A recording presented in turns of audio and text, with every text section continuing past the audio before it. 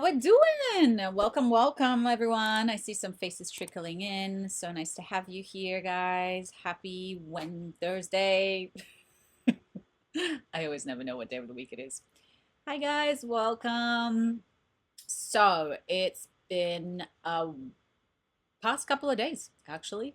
It's been interesting. So we'll get into it in a minute. But hi, guys. Welcome, welcome. I see your little faces.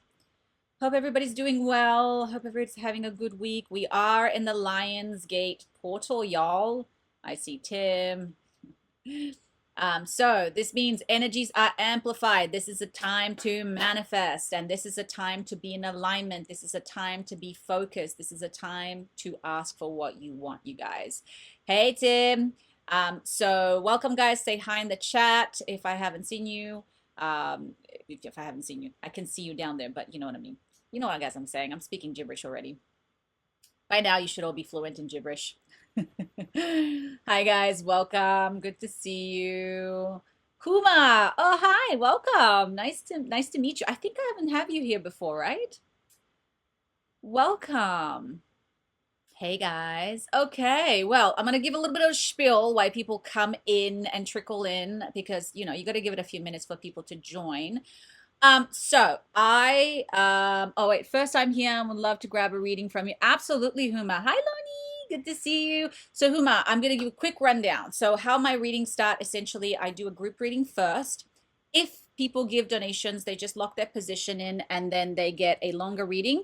But I do get to everybody. So hang around. If you don't want to give a donation, sometimes I don't get any, which is totally fine. Not expecting it, but I'm just letting you know how the structure works. So we'll see how we go in a minute. But first, I'm just going to wait for a few more people to trickle in before we start. So I finally fired my agent yesterday, my acting agent yesterday. And I want to talk very briefly about intuition and how important it is to listen to your intuition. I've been getting a gut feeling from day one when I had a meeting with her that this was not right. I ignored it. Now, even I ignore my intuition. Now, the reason why I ignored it is because simple. I wanted an agent. So I was like, you know what? Instead of being patient and waiting for the right one to come, I was like, my manager said that she's great. I'm going to go with her. Anyway, long story short, I wasn't just right on the fact that she couldn't deliver what I wanted and I was being too patient with her. The worst part of it was that she charged me 40% of the jobs that I booked myself. And I only found that out because I actually sent her one of the jobs. Anyway, it's a thing. So I noticed that they were charging me 40% of my pay that they did absolutely nothing for. And they were saying it was standard practice. Like I was like been in the industry for like 5 minutes. And I was like, I cannot believe you've done that. Please take me off your roster immediately. You and I do not align. This is not okay.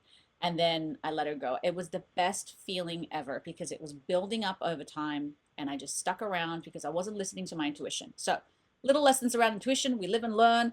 Let's not repeat them. Okay, guys. So hi, welcome. All right, and what else? And then this morning, I don't know if you guys ever heard of a guy. I'm going to start with the group reading, by the way. I don't know if you guys ever heard of a guy called Shaman Derek. He is married to the Princess of Denmark, FYI. I got a reading from him today, which was awesome.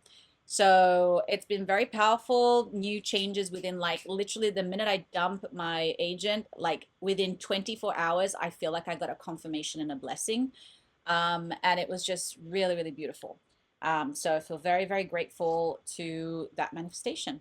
And that's a little confirmation that, you're on the right path. All right, guys, welcome. I see a few people joining in. So let's begin with the group reading. This is for everybody for the week. And then I'll start doing one-on-ones. So let's see what the cards have to say for everybody.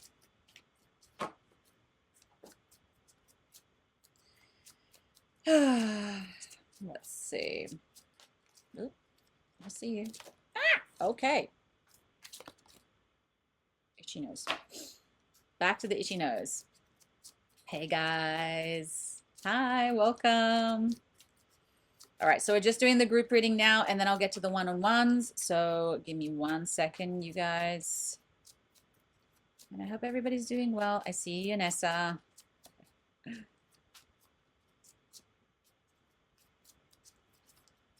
Okay, so the first card that we got, FYI, is the Star Fairies. So I don't know if you, for those of you who have my cards, know that the Star Fairies is one of my favorite cards because this card is very challenging in the sense of it's inviting us to step out of our comfort zone. There is the last card. One second. Ugh. I don't know why they like to fly away from me. I wish they would fly on the table, but for some reason they just like to fly anywhere else but the table.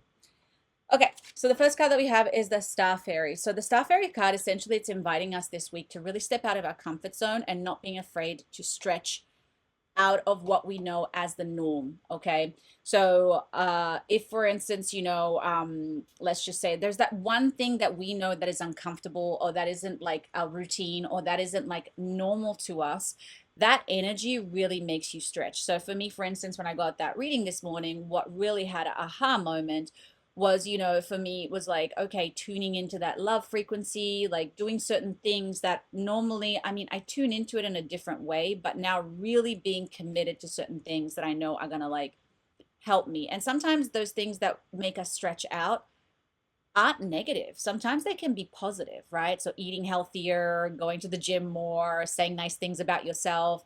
So when we think about stretching out of our comfort zone, sometimes we think of it kind of like this painful, horrible thing, but sometimes it's just loving practices that we just find very uncomfortable. And how weird is that, right? It shouldn't be uncomfortable. It should be something that really should be the norm practice. But because of conditioning or whatever, we end up, doing the easy thing. The next card that we got is the wise one. So for this week, that's nice. Yes, hi, Yanessa. The wise ones is all about education, learning, expansion, and not being afraid to expand your mind this week. So if there's something that you want to learn, you can learn it. You can figure it out. So the internet is such a beautiful place. I mean, ChatGPT can be questionable depending on how you ask the questions, but the internet nowadays, if you want to learn anything, you can. So don't be shy to ask questions. I'll give you a pure example when my husband this morning, like our kitchen sink is not working very well, like we have to replace it. And I told him, I was like, hey, we should really replace it. And he was like, yeah, but it's really expensive. And I was like, no, it's not. I was like, you can get like a thingy for like $20 probably. He was like, no, because when I looked at it back in the day, it was like $200. And I'm like, okay, first and foremost, you sound like an old man that lived in the 1700s. And second of all, maybe before you jump to conclusions, you should probably do your research. So then I had to go on the internet and show him, I was like, so you can get one for like 20, 30, $40, depending on the level that you want. He's like, but stainless steel. I'm like, yeah, stainless steel. And he was like, oh. So oftentimes we jump to conclusions without actually doing the research first or looking into it first. And it's very important because this is a way for us to go, there are other options, there are other things. So whatever it is, whether it's love, whether it's money, whatever it is, guys, health, you'd be surprised what happens when you put the energy out there, how the energy comes back to you and shows up. And then final, okay, so again, reminder, guys, we are in a Lionsgate portal. There's a lot of energies happening at the moment. This is a time to manifest, but I also feel like this is also a time to break some chromatic patterns, some energies, and some ties, okay? Everything is amplified right now. So like I said, when I broke up with my agent yesterday, when I fired them, I didn't just fire them. I fired any other agent that was of that level. So I made a declaration. I even made a spell. I have like the little thing there that I did yesterday where I basically was saying, I am no longer inviting anybody who does not align with my highest highest career, highest intention. And I'm going to honor that by trusting my gut feeling in the future. When I get a gut feeling that something isn't right, I'm going to honor it, even though I really might want this agent or this person. If it doesn't align, it's not going to work out. So this is for me anyway. But this is breaking contracts. This is breaking patterns. This is breaking cycles. So we have to first be aware of the cycles and where the negativity, if you like to put a label to it, where the lesson, it's probably a better word, is where that is, okay? And if you look back, you're going to notice what your lessons are. So we have to pay attention to those. And this is amplified right now, guys. So everything that you do until the 12th has to be very intentional because I've been feeling these energies like crazy. I feel like I'm going through some big spiritual transformation, but I'm also honoring what I'm hearing and doing and following through with it and being brave and making the changes and being quiet and still. So I invite you, and this is basically, again, the wise one. Be the wise one. Be wise. Make wise choices. I like the wise ones. Okie doke, guys. So that was, hey, Caro, nice to see you. So this was the group reading. So welcome. I see a few more people have trickled in. Hi, guys. Happy Thursday. So let's begin with the readings. So if anybody wants a reading, feel free to put, yes, Cara, I have you down. So again, just a quick reminder, guys, if anybody gives a donation, they just basically take their position. Of course, it's not expected, but I'm just telling you how it works here. But just put your name down, not expected, of course, just letting you know how the process usually works. So I have Cara right now first. And then if anybody else wants a card or a reading, just let me know. Put your name down.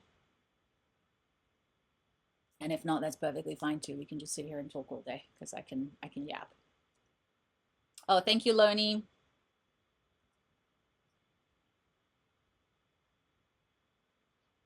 I'm just putting the list here. Huma wants one. I know. I think she hopped off. I don't know if she's still here. Are you still here, Huma?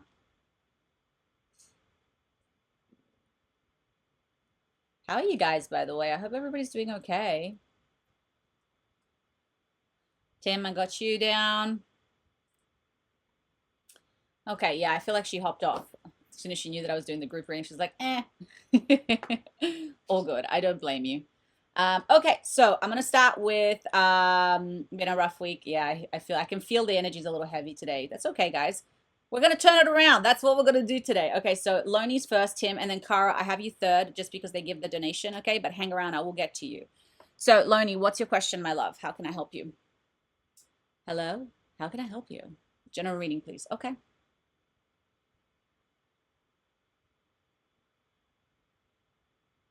Okay, so let's see what comes through. Hey guys, welcome. Happy Thursday. So Loni, let's see what messages are coming through for you today. Let's turn that frown upside down. I actually hate that saying. I hate it. That's a strong word. Okay, I need to relax. She's getting too intense today. All right, let's see.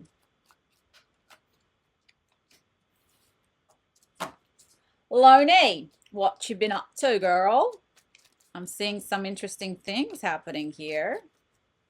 Hey, Jeff. First time from New York. Hey, welcome. Okay, Jeff. So right now I have Loni and Tim and Cara who are on the list. So if you want to be on the list, let me know. And I can put you down. You would be after Cara. Okay.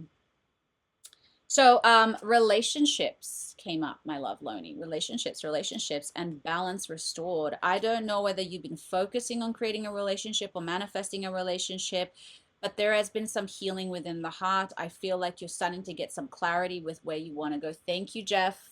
You are after Tim now. So I have that. Yeah, something's changing within that for you, Loni. So there is, I feel like you're manifesting. I think you're creating some kind of momentum in that department. I feel like also you're restoring some mental peace with like some old relationships and possibly like yeah, I'm even feeling like childhood stuff a little bit because I feel like it's connected and related. And there's also a part of you that is standing strong in certain let me just get some more cards here. 1 second. I need to complete the puzzle.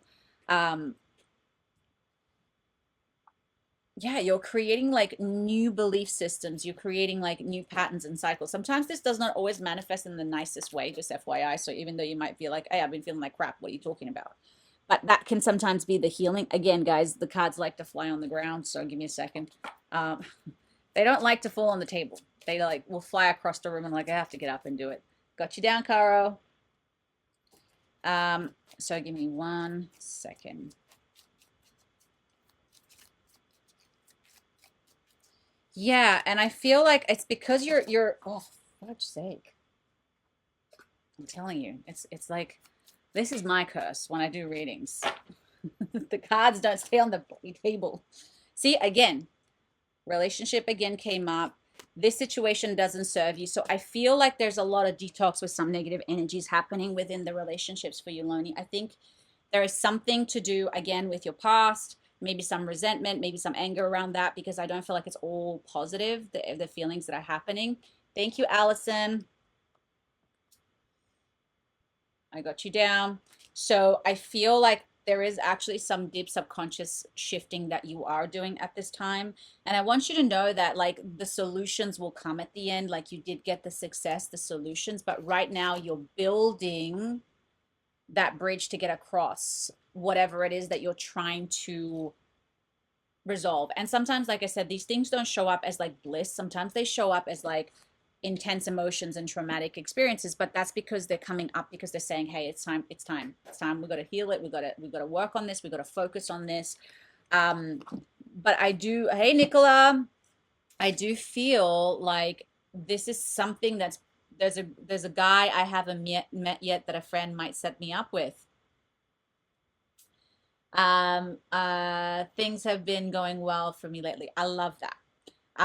So yeah, so then it's in alignment with like I do see a connection. See, you got relationship, there's a connection, and then there's again two of Raphael, which is heart healing. So what I feel maybe with the negative stuff is that maybe some of the past might come up sometimes when we're getting closer and closer, like I said, to healing. Like it's like the old self might come up and show some things. Like this definitely happened with me with my husband when we started dating, because sometimes when something's good for you, it's like the temperature rises and it wants to go back to the safety where it's like, but this is unsafe, this is scary. um Hey, Melissa. Yeah, absolutely. So I have a bit of a list going on right now. I have Loney, Tim, Jeff, Cara, and Allison in the list. So if you want to hang around, please feel free. Also, whenever I read for other people, there's going to be, never mind, she's already onto it. She's like, bam, I got you down. So I feel like there is going to be some peace in your heart, Loney. I think it's, even if this is not the guy, it's going to bring that momentum forward. But I do feel like some old stuff might come up that you might have to detox out of it and just let it go. It could be fear again or subconscious stuff, but I do feel like it looks pretty good. Um, so self-control and patience, forgiving and healing energy. Yeah, again, I feel like there is some stuff. Maybe I'm preparing you for it because sometimes when good things happen, there's that fear. But it looks good. I don't feel like, I think this is the time for you to focus on relationships and manifesting this relationship. I think you're ready for it. I think you're ready to make that next step and invite that love in and open your heart again and invite that experience into your world. Oh, hey, Carissa, welcome. Thank you so much. Nice to meet you. Well, thank you, Mom, for showing you the way here. Hopefully, you enjoy the readings. So yeah, I mean, Loney, it's looking good, dude. Aside from the healing stuff that might come up, there is relationship stuff that I see coming up. So, do you have any more questions? Like, do you want anything else specific? Because it's a bit quick, but like, it's good. I think it's confirmation that you should go on this date and that you should begin to open your heart to manifesting and creating these relationships. Are you still happy with the change of location?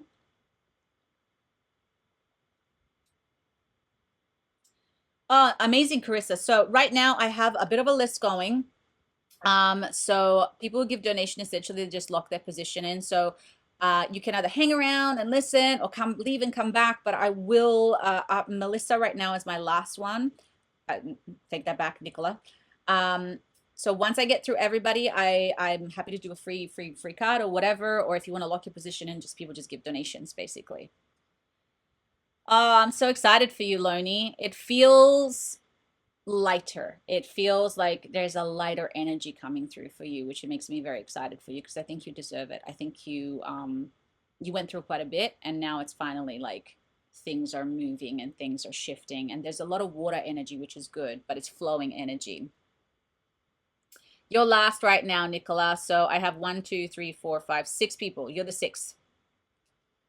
Well, blessings and love to you, Loney. I'm so excited for what is to come. Please come back and let me know how the date goes, by the way, because that I want to know. I want to know if it goes well. I hope it goes well. It doesn't look like it's bad, but even if it is, it's just leading you to the next love, the next relationship. It's opening up that energy finally for you. Okay, Tim, what's going on, my friend? Why are you having a bad week, dude? What's happening? Talk to me. Hey guys, welcome. Hello, everybody. And yes, Carissa, also, by the way, when you hang out here, oftentimes when I'm giving other people readings, there's always some powerful information I like to think that comes through. I mean, I channel this stuff, so, um, and sometimes I'm a little entertaining, I like to think. I say silly things. Okay, give me 1 second. I'm waiting to dig into men's work more to help out friends. I'm worried if I'll be overextending my boundaries and losing myself and my intuition. Well, Tim. Okay, first and foremost, here's a question for you, my friend. Are you doing this for you or are you doing this for them?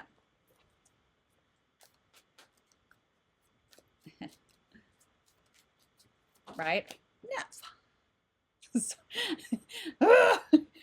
Okay, I just can't get attached to the idea that this is ever gonna go my way. Lesson of acceptance, guys. I swear to God. Oh my God. So I've got some survival is guilt. So what are you feeling guilty about? Yeah. Ha! I caught it in midair. Sorry, it's become a thing now. Like, okay, I have a buddy that lost his job yesterday and invited him to men's group, and a buddy that is going through a divorce that is visiting next week. So essentially, you feel like if you don't go to the men's group with them, then they're basically not going to go, right?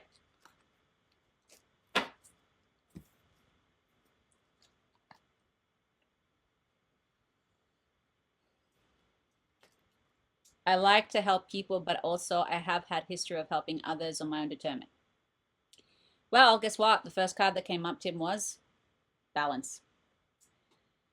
So, helping people is a beautiful thing, dude. And that's one of the beautiful qualities that you have. Not a lot of people have that selfless energy, but the fact that you already asking me this should tell you already the answer to the statement. Here's the thing, when we are helpers, when we are empaths, when we are kind people, we want to save everybody. Okay? But your friends, it's great that you can get them there, but that's not your responsibility. Your responsibility is to say, hey, there's this men's group. I'll go with you once, but then after that, you guys have to go on your own because I don't have time for this. That is called balance. You introduce them, you show them the way, because sometimes people do need a little bit of help and a little bit of a hand to go, hey, okay, I'm scared. I've never done this before. This makes me feel weird. I love going to men's group. This co-worker is a nice guy, but needy and annoying. So I was afraid to just invite him, but I think he'll benefit from the group. Yeah, but what about yourself, dude? So listen, let's just get to the cards. I got the group every week for my own growth. Okay. Well, then there's nothing wrong with that. But you're worried about him just basically getting attached to you because you're giving me different information here. You're saying, I don't want to overwhelm myself. I don't want to feel guilty, but I do this anyway. So I'm a little confused. Do you do the men's group regardless and you would have rather kept to yourself? Or do you feel guilty that you don't want to introduce? Like, where is the guilt really deep down coming from?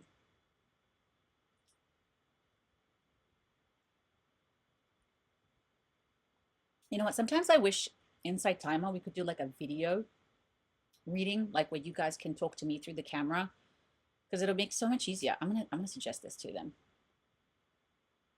Okay. It's some guilt that I survived the layoffs. Oh, well, that's got nothing to do with you. I feel like he shouldn't have been fired. Okay, gotcha. So Tim, you're taking on, this is the rescuer. This is, hey Kelly, good to see you. So you're taking on other people's lessons. That's not your job to do. That is actually dangerous because when we take on these kind of energies, we're actually becoming enablers. Now, let's just pretend in a fantasy world that you can pick and take his place as opposed to you. Okay? Now, you don't know the reason why he got laid off. You don't know, yeah, he's got problems, but you have to understand that everything adds up to something. There might be a lesson deep, deep down spiritually that this guy has to learn where he has to maybe like stand up for himself, speak up for himself, or maybe that job was never the right job for him and it's going to lead him to a better job. So the guilt energy is absolutely a waste of your time and energy because first and foremost, that has nothing to do with you. Your blessings become other people's blessings. So the fact that you're saying, well, I feel guilty because I'm blessed, that is terrible. That is a lack mentality. It's like somebody getting $1 million and say, well, I should really be like poor like everybody else, even though I'm a good person and I do good things. So you understand where you're coming from this. So this is just a programming that you have where you deep down somehow, number one, you're comparing your blessings and your curses to other people. Your lessons. I don't like the word curses, but whatever, because it's like triggering to some people.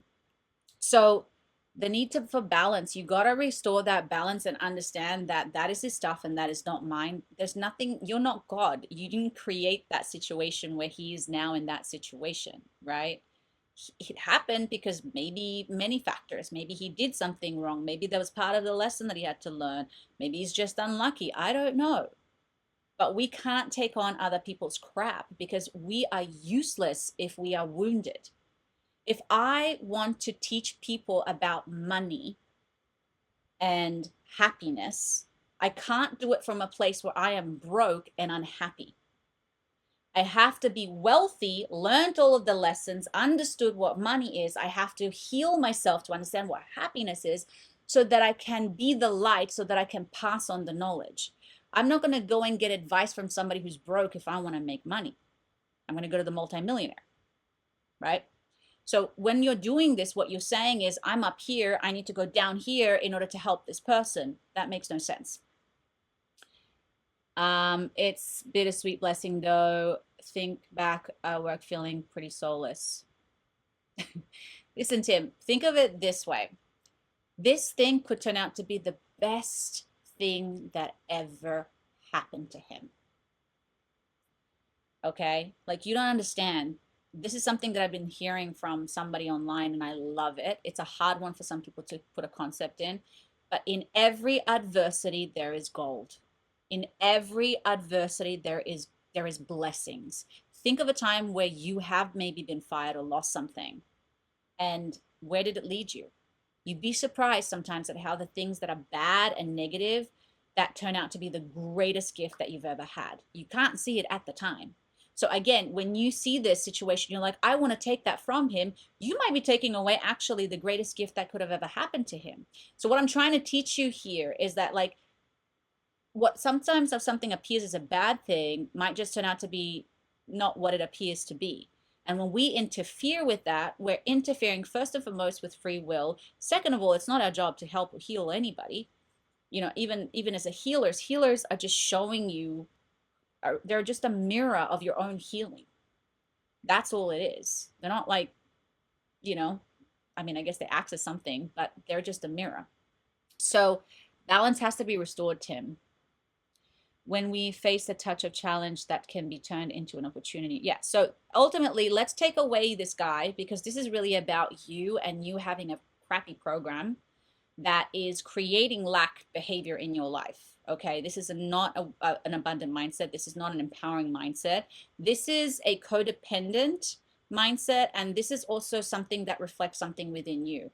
When we want to rescue people, we gain something from it deep down. We have to be honest. And sometimes that is because we really deep down want to rescue ourselves, or we want to be rescued. Okay? And there's nothing wrong with that. I'm not saying that it's a good or a bad thing. But that is ultimately sometimes the seed underneath it. So one door closes and the window opens. I love that, Kelly. When I invited him to men's group, he thanked me for introducing him to the Daily Stoic book. That's awesome. So definitely be a guide for this person. Definitely, if he wants to go and you can introduce him to a better thing, absolutely. But that's it. That's all you can do, dude. He's got to do the work. He's got to understand where he wants to go. He's got to improve his life. That's not your job. So again, you got abundance. Okay, so the again, I'm feeling like this is, and you got a lot of major arcanas here, by the way. You got like 1, 2, 3, 4 major arcanas. You got traditional viewpoints or methods, spiritual organization, seek out mentors and like-minded friends.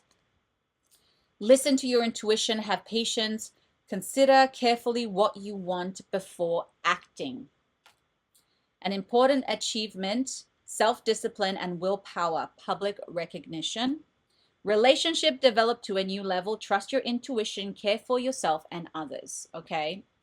So it's very clear here that this is just a big lesson. Like, again, you're having such a strong emotional reaction because it's showing you something. And the guilt, if you're doing something in alignment, first and foremost, it shouldn't be draining. It shouldn't take up your time. And you should definitely not feel guilty about it. That is not a high frequency. That is a low energy because something is out of alignment. Okay. Now, does it take work and effort to do things? Sure. That's different to feeling drained and like something is being taken from you. You even said it, like my intuition's telling me that this is not right. So here's the question: why are you ignoring your intuition? And here's the problem. Like I said about today when I talked about this, and you can still have compassion, you know, and but still take care of yourself. You still got to be okay. Hey, this is where I'm at. This is like we confuse the two as well sometimes, guys. Like we think, oh, if I put boundaries down because I'm maybe tired or I'm maybe overworked. Plus, you've already helped him and you've already done a lot. And I'm saying keep doing it, but just make sure that you hold your energy and that you hold your space as well. There are days where if I'm tired and I'm drained and I don't feel like doing something, I'm not going to be able to help somebody else. I have to first fill my own cup and then I can go, okay, now I'm ready to be here and show up. But I mean, once you learn to balance yourself and listen to yourself more and more and more, it's easier to hold your cup full. But if you don't know how to do that, your cup keeps getting drained and then you have to like fill it up again and then drain and fill it up again. So when there's unbalance, that's usually what happens. When you're in alignment, you don't have to do that. You're always full. So there's some questions here that you have to, I think, dig deep, Tim, and understand why do I need to rescue other people? And again, there's nothing wrong. I'm sure there's like the genuine, honest, caring, empathic thing, but sometimes we also got to look at the shadows. Like maybe do I want to be rescued? Do I see myself in that person when I didn't have it when I was younger? Maybe there's a part of me that feels like that. Maybe there's an inner child within me because when it's balanced, when it's healed, it doesn't go into that extreme. But when it's obviously not healed, then we do things out of alignment because we're trying to heal, fix, or repair, or unify something within. So is that making sense? That competent and like mindset is probably the energy I'm still needing to work through right now. And it's also you not feeling worthy to stay at the job. Like that was the other thing that you mentioned that coming up. It's like I don't feel worthy because, but who you are because you stayed in the job unless you're an a-hole and you did terrible things and then you manipulated your way there, then I would say maybe not, but that's still you're still there. So yeah, I codependent relationship with the first girl I dated for 6 years. So again, codependency is again, I mean I've been there as well, but it can transfer in other things. So this is just something for you to look at, my friend. I think at the end of the day, just work on taking away that guilt and stop somehow taking on other people's stuff as your own. Because again, that's not a good thing for other people because I think you're thinking your intentions, of course, is good. Is like, oh, but if I could take that away from that person, I could rescue them. But like I said, if you actually looked at it for what it is, there might be a blessing in this for this person. And sometimes blessings don't show up as gifts. Sometimes they show up as tough lessons, losing your job, losing a loved one, getting broken up with. But on the outside, we don't see that. We don't see the bigger picture. So I always say when something bad happens to me now, I'm like, what is the blessing within this that I can't see? There has to be a blessing. I hadn't considered how codependency can show up in relationships with friends like that. So that's something I'll be aware of. Yeah. So I feel like this will change. Again, you got a lot of major arcana. I think this is just a major thing that came up for you. But again, this is not something that should affect you to the level where it's affecting you emotionally. And guess what's happening? You're drained, right? Your cup is now empty. It makes sense too, yeah. I'm still trying to lead by example of taking care of myself and work. Yeah, and listen, I show you the way, then run free, friend. And then you can come and ask for advice anytime, but I'm not going to hold your hand throughout the whole thing. I've got my own things as well. And sometimes, dude, when they're not balanced, these relationships, sometimes what happens is that we attract a person who goes, no, no, no, no, no, you come down with me. And then they pull you down. So that's how you know that this was not in alignment as well. You know, I have a lot of people that I love, and I had a good friend who had a lot of issues. But guess what? She's always got issues. No matter what I do or say, she's always going to have problems. And she wanted me to complain and be in that energy. I was like, that's just not me, man. I'm sorry. You know, so you do your thing. I'll be here once in a while and listen to you, but I'm not coming down with you. That is not my thing. Like, no. But if you want to stay down there, clearly it's not working for you, but hey, whatever. Like, so I'm not taking that on. That's her shit. That's her stuff. Like, you keep it. But if you want to come up, I can show you some things that might be better. Fantastic. But if you don't want to do it, cool, man. I'm not taking that on. It's not mine. Okay? So, and by the way, back in the day I would have taken it on. But I've learnt enough, I think, by now to see these red flags and go, this is not good. And then your life gets thrown upside down because of this. Yeah, I've made some high energy friends too. See, I think those are the folks I'll focus on. And again, it's not about even focusing. It's just about, it's nice that you showed this person. He probably needed it. You're probably that angel, that earth angel that he needed that. But there's only so much you can do for somebody. At the end of the day, you cannot save or heal people. They have to heal and save themselves. You can show them the way, but then it's up to them. And sometimes, you know, like I said, you're going to learn very quickly, oh, this was a bad choice or this was a good choice. Sometimes I have to remember I didn't do that to that person. I asked for what is the next best thing for that person. Ooh, I like that.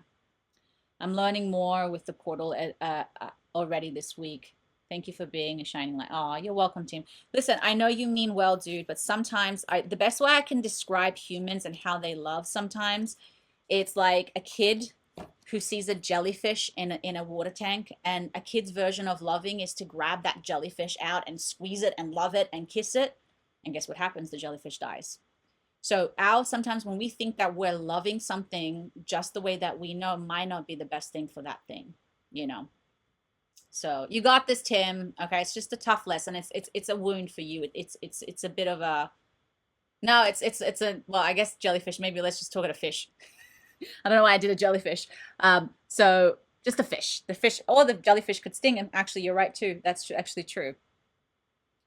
I'll stop squeezing the jellyfish. Yeah, stop killing jellyfish, man. The vegan over here would not be happy about that. All right. Caro. Is it Caro? Sorry. Let me see 1 second. Of course, I wrote down names and I wrote them down terribly, so I can't read. Yes, it's Caro. And then I can't read my own writing. Yeah, and again, boundaries I think has a bad rep, guys. Boundary doesn't mean I don't let anybody in. It doesn't mean I'm not going to go out and meet friends. Doesn't mean I'm not going to invite people over. It doesn't mean none of that. Boundary just means you know your limit. I know I'm crossing my limit now and I'm not abandoning myself. I know that this person is asking too much of me now that I can't deliver, and it's not always about rejecting. Maybe it's about redirecting. You know, sometimes it's saying to the person, hey, I don't have time this week, but next week when my schedule opens up, I will have a couple of days to hang out with you. Or honestly, I'm booked out, I'm tired, I don't have a lot of energy, but there's this video that you can go and check out that helped me. Or once there's so many other options. But when we come from shame and guilt and all this sort of stuff, it's not in alignment. You know, when we come from a place of love and clarity and knowing ourselves and authenticity, that's the highest path. Easier said than done, of course. Cara, are you still here, my friend? You're next. I'm assuming you're typing, so. And this is, by the way, like, I'm still learning a lot of this. Like, for those of you who weren't here at the beginning, like, I just fired my agent. And my intuition told me that this wasn't right. And I was going to plan to fire them soon. And then I asked the universe, I said, give me confirmation, show me clearly that this is the right thing to do. And then, long story short, when it came to paying a job that I booked, they took 40%. They were ripping me off. So luckily, I was like, oh, absolutely not. And I'm like, thank you. Thank you for showing me this, because imagine, let's just say in 5 years' time, I book like a lead role on a TV show and these guys are taking 40% of my pay. That is a huge chunk, plus 10% from my amount. They should be taking 20%. They were stealing twice the amount, and they can do that legally through their contracts. So, just to give you an example, like, again, blessing is disguise, and I learned my lesson. I was like, the next agent that I get, if I don't feel in my gut that this is right, I'm not going to sign up with them, no matter how big or how fancy or whatever they are. Cara, are you still here, my love? I don't know if you're hearing me. Maybe you're distracted. I'm going to write your name. So maybe, Caro, are you here? Maybe if I do at. Is that how you do it? Oh, she learns new things every day. Nope, I have no clue. So we'll get a 1 more minute, Caro. If not, I'm going to move on to Allison. But just let me know that you're listening, that you're here. I assume that sometimes you guys maybe get distracted or whatever. You like put the phone down and then come back. So just giving you a second. So yeah, so these things are very important, guys. And again, I can sit there and beat myself up and say, oh, I knew it and I didn't listen to myself. There's reasons why. I'm going to have compassion towards myself, why I made that decision. Because when it comes to acting, it's a sore spot for me. It's hard to get agents, really good agents, and my manager and all this sort of stuff. So I just trusted people again, and I put other people's opinion above my own because I'm like, oh, they're the expert. You got to trust yourself sometimes. And sometimes it means taking a risk. And sometimes that risk is worth the consequences. Caro, are you still here, my love? Just checking one more time. I haven't seen you. I see your little bubble head, so I see you watching. But yeah, 40%, you guys, is insane. And they were trying to tell me that this is standard practice. I'm like, dude, I've been in the industry since I was 18. Do I have stupid like no. Good for you, Jacqueline. Well, I don't know if I'm an expert. I'm learning. Everybody's learning, and we're gonna make mistakes. And these mistakes, again, are blessings, guys. Like, thank God, I'm so grateful. And also, it confirmed to me that my intuition was right. So instead of again punishing myself and going, "You're an idiot for not listening to yourself," I'm like, remember that feeling. Remember what it felt like. Remember those thoughts that you had and that you ignored. The next time, we're not going to do that again. We're not abandoning ourselves again. We're going to step up. We're going to do better because you deserve it. Okay, so that's how you show up for yourself and not be mean to yourself. Okay, Caro, I'm going to go to Allison. I'll try and come back to you because I don't see you messaging. So I just don't want to waste time. So Allison, what's your question, my love? She's on it. She's like, bam. Okay, mine is kind of deep. Love deep.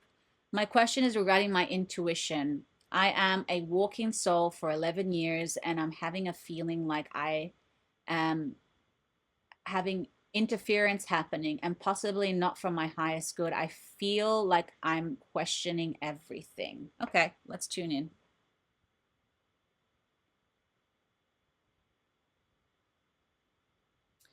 So that's interesting that came through already with you. And so just to clarify, what do you mean by walk in soul? Can you explain that for me further? So I get a better understanding.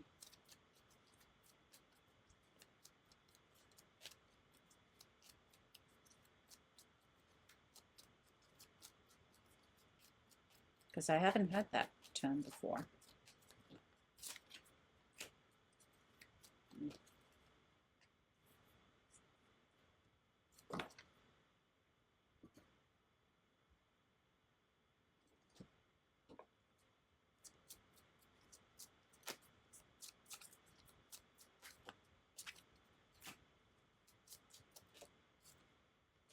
They haven't fallen on the floor yet. I'm going to speak too soon. They're going to like totally go on the floor now. Now that I bragged about it, they're going to be like, oh yeah. The original soul left and I am her human body happened at 41. Okay, so you're like another soul that entered another body. Okay, I've heard of that actually, now that you say that.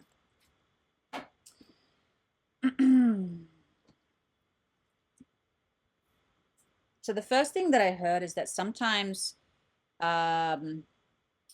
back, Cara. Sorry, I kept calling you, so I'm just gonna do Allison just quickly, and then I'll get to you because I did try to reach you a few times, but you didn't answer. So I'll be with you in 2 minutes. Okay, so what I'm hearing here is not that you're losing yourself, is that the energies have to balance out, Allison. So it's like the shadow and the light are needing to balance. So I'm assuming that when you walk into another body, there's some adjustments that has to happen. And you might even, I'm even hearing that you might be taking on some of that from that person.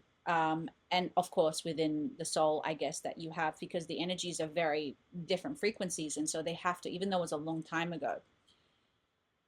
So I think this is also like what I heard as well. It's like you're actually, I don't know if you're afraid of the shadow, or if there is resistance to the shadow aspects, or there is rejection of the shadows. But essentially it's like an inner power struggle. And what I'm hearing here is that this, if you can stop fighting it, and being okay with a little bit of that chaos for the moment being, because whenever anything balances out, you can see this in society, the pendulum always swings very far.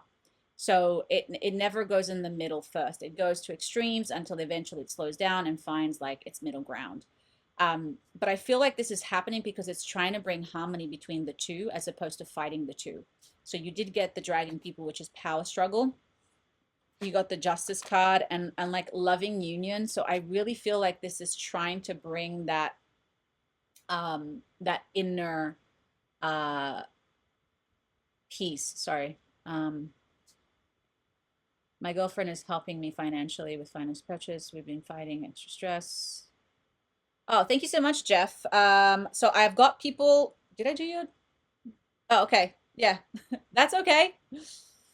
Um, so did I do you, Jeff, by the way? Did I do your reading? Or did I miss you? Why am I having a brain fart right now?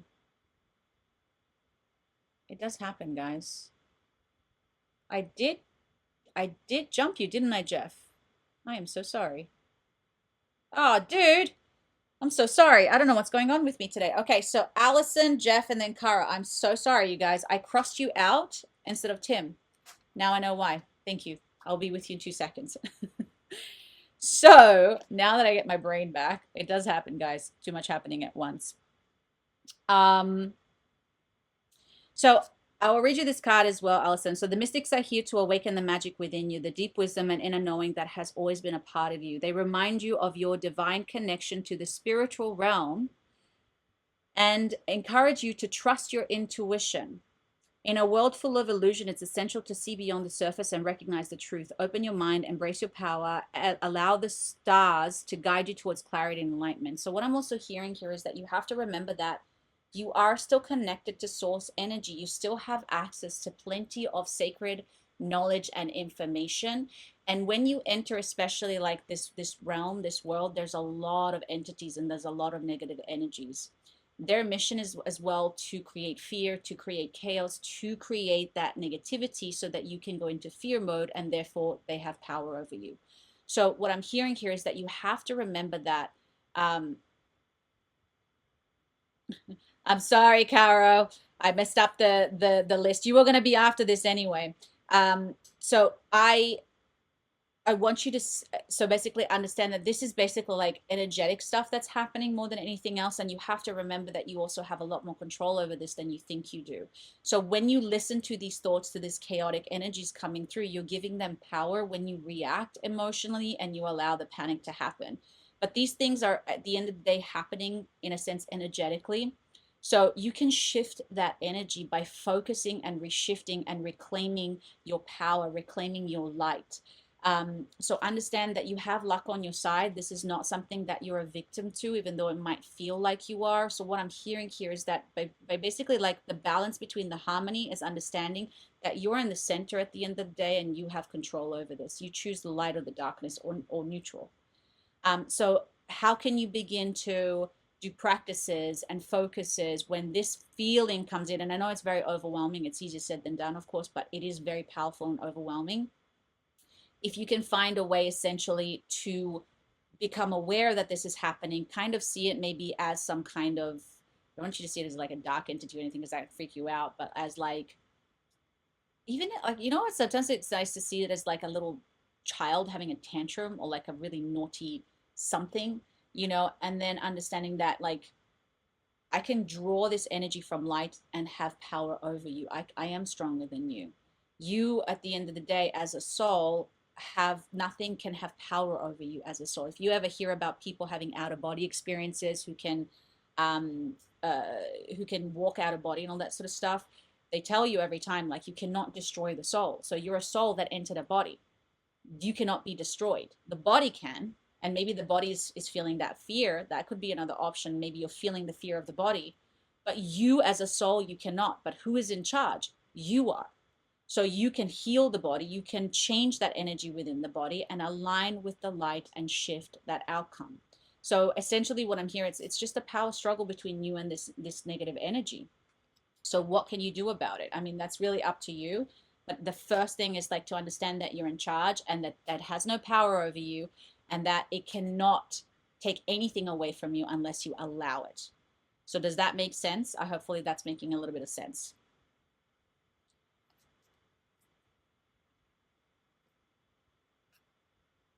Yes, you got this. Oh, Nikki, good to see you. How you doing? So trust your intuition, but your intuition, your higher self, not just your intuition.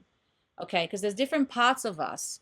So trusting that higher self that is connected to the higher frequency. There is a part of us that has access to that. There's a part of us that can call that in. You have a spiritual team by your side that can assist you with this. It's not something also that you have to deal with on your own. So I would say something like, I call forth my spiritual team and I invite you right now to assist me with this issue that I'm going. I would speak it out loud. I would just say or whatever. I'm like, I need you to help me with this and I need you to align me with my highest, most powerful self and show me how I can reclaim my power back from this being. Even just speaking to it like that, I'm feeling already a lot more connected to the light, to the part of me that knows. You have so much wisdom within you. We're just not taught how to do it. So it can get very confusing. But claiming these things for ourselves and declaring them activates that energy and amplifies that frequency. So I invite my intuition to show me how to heal this issue. I invite my intuition to show me how I can find peace in this. Very specific words, very specific declarations for yourself. You're claiming your power back. You're claiming yourself back. Does that make sense?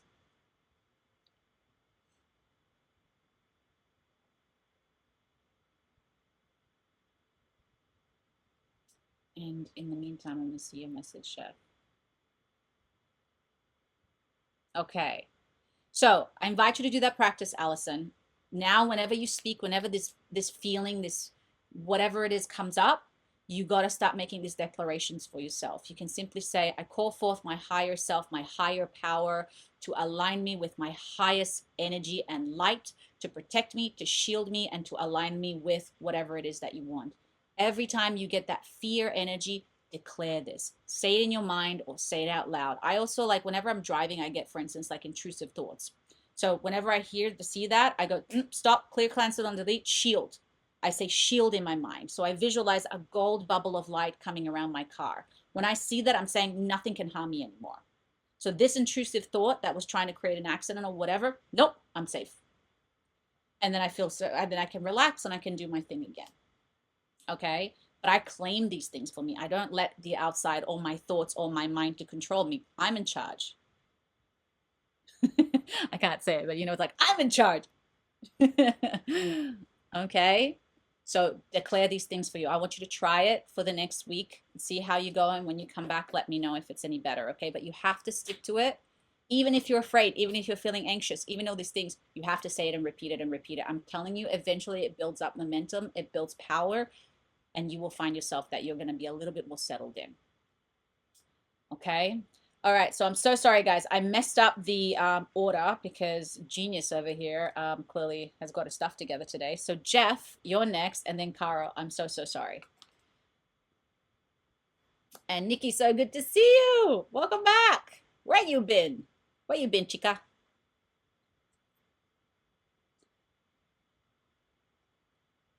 Okay, Jeff, I actually feel like you've already sent me the message. So my girlfriend is helping me find with my financial purchase with a financial purchase. We've been fighting a lot and extra stress. Her Attorney is making things very difficult since she's in over her, I'm assuming, head. Okay, so let's see.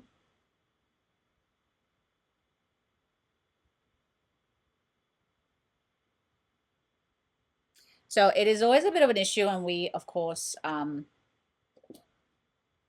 money and relationships. My girlfriend's attorney is over her head. Okay, so the attorney basically is being like super bossy and controlling and just like that kind of thing. Or it's like too much.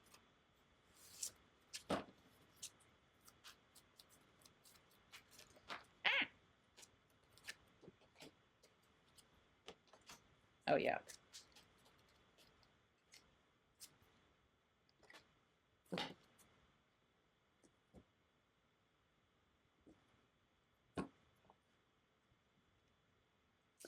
Yeah, so we got the hangman, which is suspense and waiting. Taking a stand, test of courage, put your burdens down.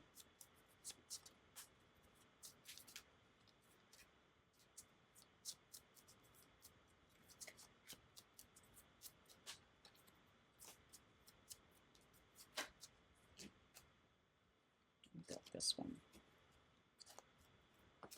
Okay, so what I'm seeing here, I mean, again, I'm just seeing a lot of like contracts and agreements and stuff like that, right? So what is exactly your question? Like how can I help you with this? Because I can see a lot of different things, but what is that you're seeking? Fortunately, I hired a very experienced attorney to lead the deal to close. Yes, I see it's like a bit of sorting out, a little bit of like back and forth, figuring out what works, what doesn't. It's balancing out. See, there's like all these contracts. I see like energetic ties and energetic contracts. Okay. Balance, over the head, like looking up too much, putting down the burdens, which I think it'll resolve itself. I think in the end you guys will figure it out and it'll be okay. But what exactly do you need like help with this? Like, are you looking to help with your girlfriend to resolve like this issue? Do you need to reassure her? Because what is it that you feel I can give you the peace today? Because I see all that energy, but I'm not sure what I can help you with it, because it's obviously going to work out. I do think eventually it's gonna you eventually like don't have to worry about it.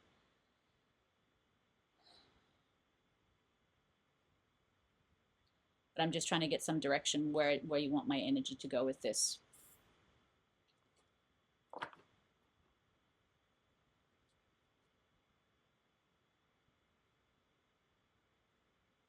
Because when it comes to money, I mean, as long as there's contracts and stuff, I think it's fine. But yeah, there's something a little bit off about this.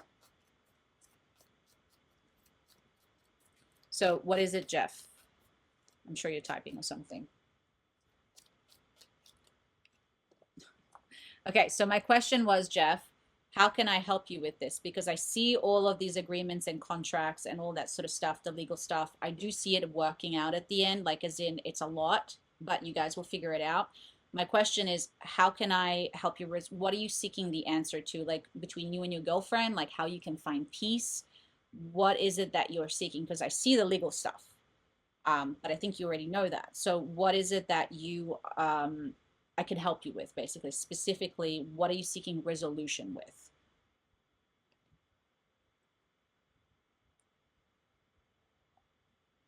Because in the end, it will go in your favor. I see that. Like eventually it's like, all right, this is not going to be a problem anymore. But I feel like seeking more peace and less stress between us. I don't know if that's going to be something very easy, to be quite honest, because the minute you're dealing with lawyers and legal matters, it creates stress. I did see the playful card. I feel like you guys need to have a little bit more fun, okay? Um, you need to not take things maybe so seriously, in the sense of and bring back that passion, because you guys, the last two cards that you got, sorry, let me just do these ones. The dolphin people, okay? That, seriousness in the relationship. I mean, all you guys are talking about now is money and lawyers. Where's the fun, man? Like, I don't know about you, but if my relationship with my husband was all about like paperwork and money and finances, that relationship is not going to last very long. So there has to be some balance restored within the relationship where you guys can bring back that, and also like sensuality. Okay. So I don't know if you guys, I'm sorry we have to go there, but like intimacy is very important between two people as well. You know, it includes that connection. For women, intimacy is about that deep connection. It's emotional. For men, usually it's about power, depending on the situation. Of course, everybody's different, but in general. So, you know, I feel like there's a disconnect with that. There's no more playfulness. Yeah, you hate attorneys, okay, but you're bringing that energy into the relationship, and I think what you guys have to do is separate that. You can't have it's almost like bringing your work home, bringing your home, you know, and nobody enjoys that. It has to be a moment where that gets dropped, and I think what you guys need is boundaries around this. Yeah, I can see that, you know, and of course, because like who wants to play when you're like talking about you owe me money? You know, like nobody wants that. And you have power in this. Take her out to dinner or take her out for a picnic if you don't have the money. Like there's so many things that she would appreciate. Obviously, don't spend a lot of money on it because obviously that's going to be a trigger. But there's something that you can do, like cook her dinner one day when she comes home. Show her that you care, and then this is more important to you than this thing that you guys have been dealing with. Because right now, what she's saying is like, you just want me for my money. And this is the only reason why you're putting up with me right now. And whether it's true or not, it's not the point. That's where the ego goes. That's where the resistance goes. And nobody wants to be in that kind of relationship. So that sensuality needs to come back, that physical connection, that romance, that playfulness, that thing that you guys fell in love with to begin with needs to come back into the relationship. And second of all, you have to separate this. You can't bring this at home. There has to be a time and place when you guys talk about this, but then it has to be left behind. Because if not, you guys are going to fight about it all day and you're never going to have that lightness in the relationship.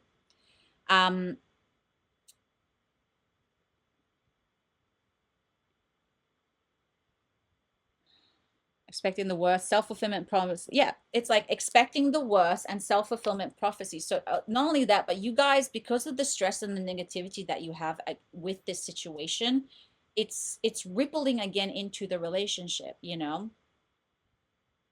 Yes, but you have to show her that you love her. You have to show her that softness. You have to show and reassure her, you know, that I'm going to take care of you, babe. Like, yes, thank you so much for this because obviously I need your help right now, but I promise you that, you know, she needs to know that she's doing the right decision. And right now, when all you're talking about is money and the thing, again, what's more important is the money and thing, and she is down here.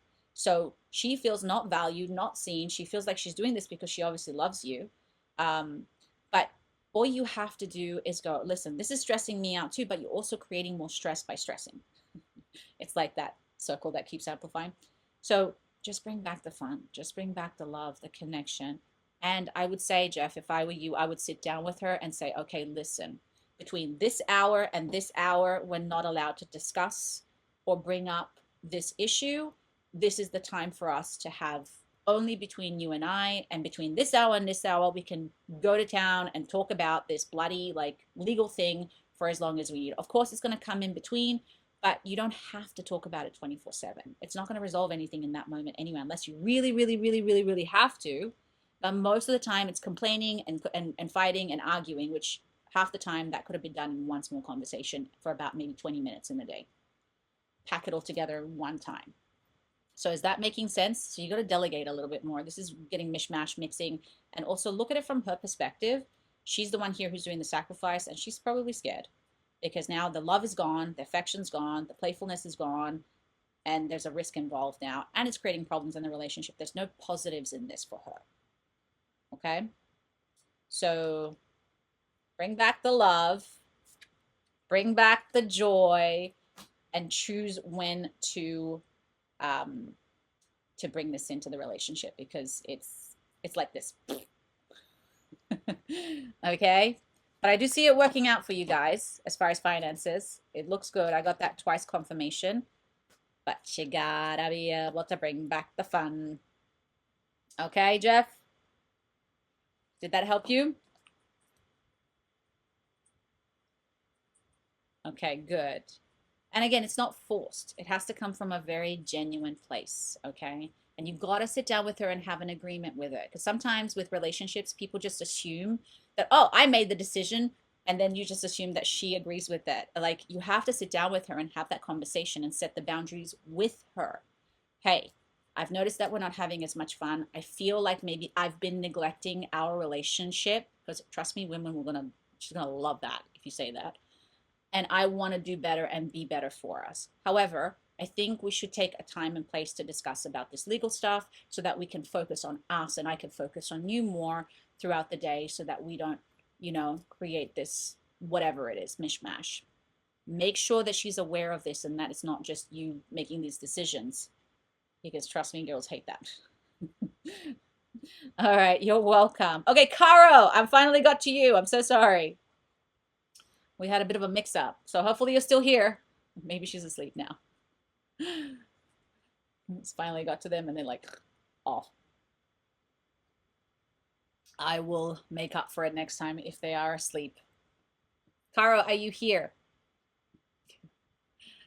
Caro, Caro, Caro. You're welcome. Hey! Okay, so what's your question, my love? No, she's here. Or him. Is it a name? It's boy or girl? Kara. I'm not sure. It could be either, right? Kara, Kara. She. Okay, what's your question, my love?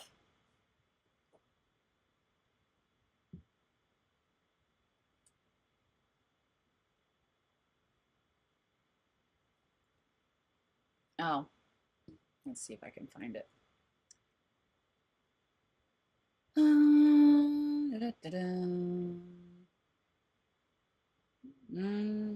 I see I'm back.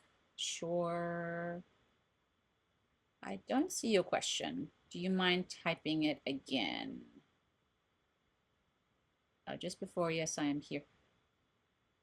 Okay, so I can't go any further back with this. I am back, yes. So yeah, so unfortunately with Insight Timer, I can only scroll back so much and then I'm blocked. So unfortunately you're gonna have to type it again. I'm so sorry. I don't see it. Yeah, it's one of the things that Insight Timer, unfortunately, I can only scroll back so far and then I'm kicked out. So I'll give you a second. But hi guys, welcome everybody who's just joining in. Hello. Hello for people from the internet and the other side. Just okay, I want to know the truth about my husband. Does his energy match mine? Is he being true to me? Oh, okay. So let's find out. So I can only tune into really your energy. Of course, you're connected to him because I don't do readings for other people. But let's see. If I get the deception card, we know.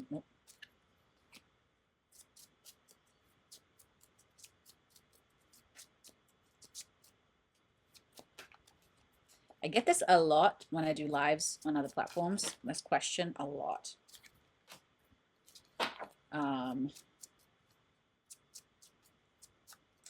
Okay, I don't see he's calling me a narcissist, am I? Okay.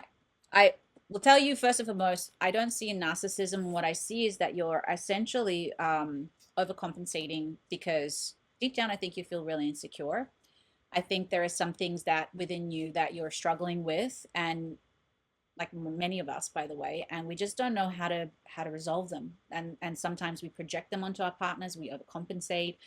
I know for me, for instance, I become overconfident when I'm insecure, and I become a little bit of a chauvinist, and I have to catch myself, or I get controlling in some aspects. So I have to always catch myself because I try to be controlling because I feel out of control. So you got the flower fairies, and when the flower fairies comes up, this is basically what it means: is being gentle does not mean being weak, and being powerful does not mean being harsh. You can stand tall in your truth while embracing kindness and grace. See yourself through the eyes of love and let your light shine without fear. The world needs your unique radiance, so honor your self-worth and bloom apologetically. So I'm hearing here that the way that maybe you're communicating to your husband to get certain things or want certain things is coming from a place that isn't working for you or for him, clearly. And it's creating this rift. You did get the Star Fairy. So the Star Fairy card is all about you got to step out of your comfort zone, Caro. Like in relationships, sometimes we have to change certain things if we want to find peace in the relationship. But sometimes we try to change the other person, and that's not how it works. The other person will change when we change our actions. So with my husband, for instance, when I get angry, and sometimes it's needed, but a lot of the times, like he shuts down. So I've learned that if I keep approaching him with that anger, all he's going to do is shut down. So I have to change my approach to him. So I've learned to calm down and then go to him when I'm soft. And I speak to him and I come from a different energy. And then suddenly he opens up to me. Sometimes he cries. He really does because he's not used to somebody like being able to do that. You know, it's beautiful though. I love it. But I can see I'm cracking that shell open. That is his way of protecting himself. And you know, it's hard. It's not easy to do that. Of course, I'd rather yell. Of course, I'd rather be dramatic. Of course, I'd rather put on a theater show and be heard. But it doesn't work. And so sometimes, again, it does. Sometimes it's necessary. Again, it depends on the place. But for us, when we want to change a relationship or the dynamic between somebody else, we cannot expect the other person to change. We have to change ourselves first or look at ourselves and go, what am I doing here? And then, of course, it's up to them after that. So if I go to him nicely and he's still shut down at that point, then there's not much else I can do. There's only so much I can do from my end. But usually when people love each other, they'll work with each other. The other card that you got is the unicorn. So I'm going to read this one to you. The unicorns are here to remind you of the power of love, one that is free, unconditional, and not rooted in ownership or control. This experience is not just about a relationship. It is a lesson in understanding love beyond attachment. If someone is being possessive or controlling of you or vice versa, it is time to recognize this and reclaim your freedom. Love should uplift, not confine. Open your heart to love that flows without conditions and allow yourself to experience it in the purest form. So what I'm hearing here is just basically something needs to change between you two. There might, I mean, again, we get into these situations in relationship, possessing, yeah, that could be one, you know. And again, we have to also understand that it could be he could be possessive or you could be possessive, I don't know. But then we also have a part in this somehow. What am I doing here?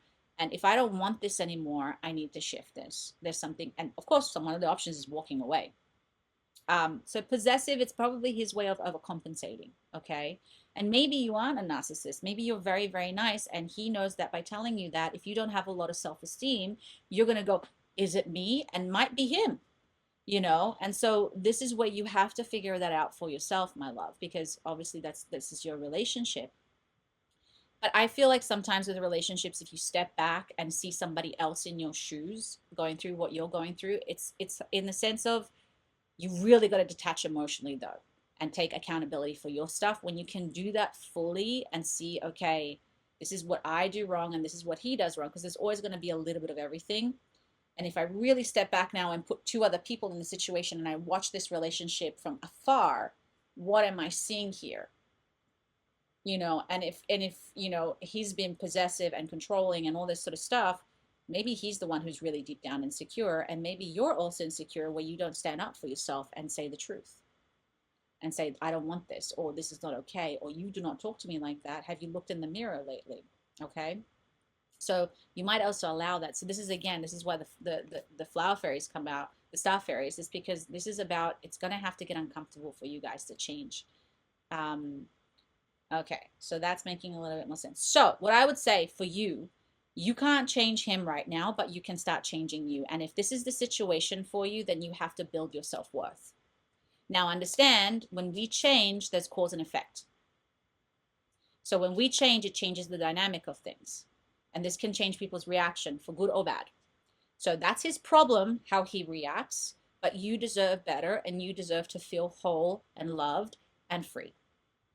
Because no, that's not real love, being possessive. Okay? So you got the mystic witches. So Carl, you need to start doing daily practices of self-love. Daily practices where you start saying things to yourself from a different energy, from a different place. The conversations that you have within your own head oftentimes are like a broken record, okay? Especially the negative ones, the ones that keep you stuck in an identity. I'm not enough. He doesn't love me. I could never find somebody else. Is this, you know, the same stuff over and over again. So we need to shift that inner dialogue to something that aligns with the outcome that you want to manifest. So let's just say you want a healthy relationship, or you want this relationship to work out. Like I keep telling my husband a lot of the times, like the reason why we have issues is because I said, you got to stop seeing me as the enemy. Because as long as you keep saying that I'm the one who's going out of my way to do this on purpose, I'm the bad guy. And I said, I never do that to you. I know your intentions are good. I know you mean well. So that's why I can come to you now and sit down and have that conversation with you. But if I thought you were the bad guy, guess what happens? I'm going to come to you and yell at you because you are the bad guy.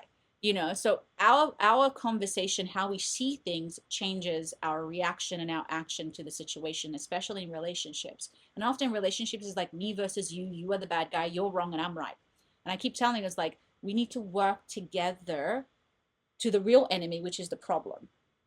You're not the enemy. I'm not the enemy. The problem here is the enemy. And as long as we work together to solve it, then we can work together. But if you somehow think that I'm the bad guy and all this sort of stuff, we're going to go back and forth. Yes. Let him do it though. Okay. Again, I'm in a situation where I'm in a very healthy relationship, so I can have these conversations with my husband, you know, and it's easy. Having said that, you know, if I wasn't, then what I would do is like I would spend time working on seeing where I am weak, where my weaknesses are. And if it's my self-esteem where I don't feel like I can speak up, I would be saying affirmations to myself where I would be like, I can learn to speak up. It is okay for me to speak my truth. It is safe for me to be in my power. And you don't have to show him that. This is stuff that you're doing for yourself so that you can find those pieces of yourself and then figure out what you really want. And as you're healing yourself, your actions and reactions are going to be different to him. And he's going to act and react differently. And then you're going to figure out how it's going to go. But this is, both of you are the same in a sense. Like I'm assuming that both of you have these insecurities and both of you are reacting to them differently. He's getting possessive and aggressive and you just diminish yourself. Yeah, defensiveness. I mean, again, you know, that's fun when we have to deal with people who are very defensive. You know, it is what it is, and you can point it out. But again, if we keep doing the same things over and over again, and you keep reacting and acting the same way towards him, and expect him to act differently, it's not going to happen. So it's painful when you have to break your ego, because your ego is the one that keeps going back the same way. So when you break the ego, it's very painful because, of course, like I said, I would rather yell. That's my comfortable place. That's how I feel powerful. But that's not the right way to approach it. When I really look down, I'm like, that's not going to fix the issue. So in order to fix the issue, I have to calm myself down and approach it from a place of love, even though I'm really pissed at you, you know, and I'm mad because you didn't listen and blah, blah, blah, you know, but then I have to approach it and go, hey, look, you know, all right. First and foremost, I love you. I want you to hear that. And I'm really sorry that this is going on. So, how do you feel? Or this is how I feel, and this is what I need from you. Or, you know, again, there's so many ways that we can approach it. And sometimes it works and sometimes it doesn't, depending on what's going on. But again, if you keep approaching from that place, nothing's going to change. So, does that make sense, Caro? So, create a daily ritual where you start shifting and practicing this new frequency, this new energy, this new self, so that you can bring that into the relationship. And you will, by the way, fall back. One thing I will say, it's that when we try to change this, we think, oh, by day 2, I'm going to come in and I'm going to be a Zen master. It's like, no, I still have to like sit back, remind myself, calm down. And some days I am a total demon. I am going off and I'm yelling and I'm being dramatic and I'm being a drama queen because I'm an actress. And then I realized that I'm like, I'm so sorry. I went a little bit too far. I love you. I apologize, but I always apologize. And it's very important to own your stuff. But it changes things and it gets easier and easier and better. And then you remember when it worked and you're like, oh, okay, fine. You know, and then you do it. Okay. Well, I'm sending you so much love. I'm glad I could help. I'm glad that helped you. Okay. And again, guys, this is all so easy said than done. It takes practice and it takes work. But I'm telling you, when you start doing it, it's beautiful when you can change that dynamic between you and your partner, when you can break that cycle that is negative and that is, you know, in that dynamic. Okay, Melissa. Melissa. Is that the song from the TikTok lives? Sorry, I just realized that. Hi. What's your question? Mm, tea.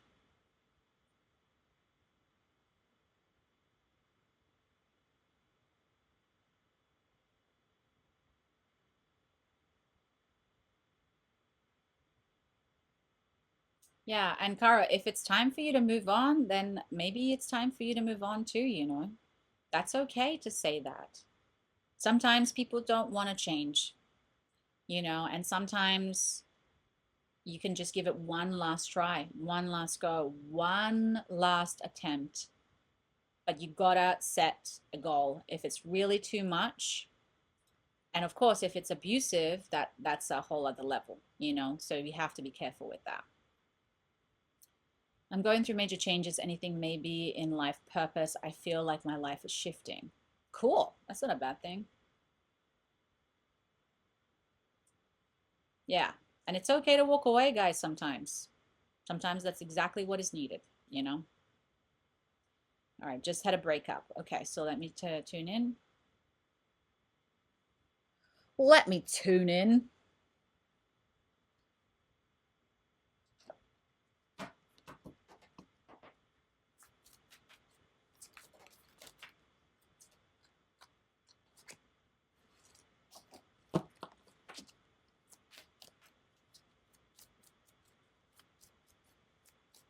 Woo! Why I oughta. Rude.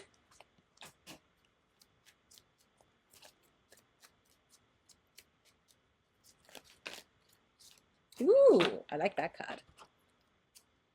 Okay. So, I don't know if you were here for the reading that I gave Tim before, but sometimes when things are shifting and sometimes when we feel like we are losing things and things are changing, big change doesn't always come with like the best feelings. It's really like an energetic reset. So I feel like this is what's happening right now. Your energies are resetting. Everything is just shifting. And so it's not a bad thing. It just right now, it's kind of like I always like to think of change as kind of like a washing machine when you put your clothes in and they're dirty. And first, the water's going to get really ugly and messy and dirty, but then it gets cleared out. So I feel like you're in the dirty phase of the washing machine right now where everything just feels a little bit like, what the hell is going on? It's a lot of things going on. So what I'm hearing right now is just to sit back. Thanks. It was long distance and not sure it was going to launch short if it is. I feel like he said if it wasn't going to work out. Like, long distance is hard. I can't do long distance. No, no, no. I mean, it's because my love language is like um, quality time. So for me, that would not work very well. Unless, of course, I'm like, you know, I have to go for a job or something, then I come back, but not long term. But again, that's love language stuff. So it's important to know yourself. But you tried, and that's amazing, and that's a beautiful thing. But what I'm hearing here right now is that this is just a time for you really to just settle in the chaos, okay? Just understand that this is just a clearing out of the new energies, the new decisions, the new choices, the new manifestations. And so there's just that feeling of kind of like what, where, and when I have to make a decision. I got to know what I'm doing. And what I'm hearing right now is like, just be still. Be still, be centered, be patient, listen to yourself, heal what is needed to heal right now. This is a time for you to just be in meditation and go within because things are going to change. And this is a time for you to understand and discover what you love. So do what you love, a time of great personal growth in career, artistic endeavors, working with others in a cooperative manner. Bye, Caro. Have a good night's sleep. Have sweet dreams. There is something, so there's so much to accomplish. Make a very detailed plan, being watched over by someone kind. And then the manifestation card, okay, which I love.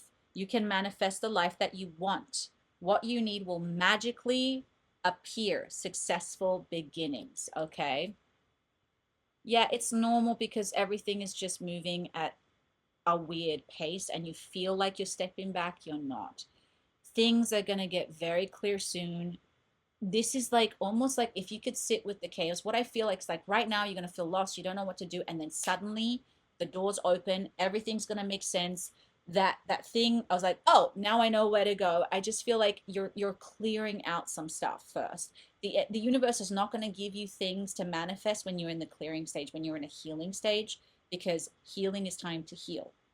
Once you've healed, once you can sit with this uncomfortable chaos, this dirty washing machine, which slowly, slowly it's going to get cleaner and cleaner and cleaner and cleaner, then you're going to be ready and you're going to be like, boom, okay, ready to go. And then you're going to be in a manifestation phase. So what I love about this is that even though right now it's like you're going to go from here to here, okay? So right now it's the chaos. So just tell yourself, be kinder to yourself, reassure yourself. This is the time for you to ask yourself what you need and what you want. And because this is necessary for your manifestation, because also when you're in a relationship with somebody else, your energy and your attention is split. You're between you and this person. You have to consider this person in your future. Now that this person's not here anymore, it's all about you, which is so important. Now it's time for you to figure out, what do I want for myself, so that somebody can join me along the way and come with me along that journey. It's no longer, do I have to move? Does he have to move, he or she, or whatever you're into? There's, it's like, oh, sorry, my rat's looking at me. What are you doing? That's good. Hey, Bob. Good to see you. So, this is just really a time for you to spend time with yourself, to calm down, to just be like, it's going to be uncomfortable for a little bit and it's going to suck, and that's okay. So, how can I show up for myself? What do I need right now? You got to start talking to those parts of you that feel lost. Why are you feeling lost? Why are you feeling lonely? I'm here. What do you want? What do you like doing? Like, really go for walks. And yes, sometimes we want things from the external, we want validation and all that sort of stuff. That will come if you keep telling yourself this is going to come, it's going to make sense soon. But right now, I'm just here to rebuild this relationship with myself, because the more I do this, the clearer and the more blessings and the more manifestations and the more whatever are going to come into my life. Yes, I have quite a few actually. I have hamsters, rat, guinea pigs, dogs. I got a lot. I have a little rescue here. So I had mice. My mice passed away, unfortunately, but I love mice. I'm obsessed with mice. Okay, I'm out of my routines as well, treating my brain, treating a brain tumor. So have the gift of time. Girl, this is a lot. Thank you. That makes sense. Absolutely. Well, this is making even more sense, girl. If you have this thing going on in you, this is the time for you of priority, of healing. Absolutely. That's why it's telling you, stop everything, be with yourself, and enjoy the process. If you can't be with yourself and enjoy time with yourself, which most people can't, there is something off.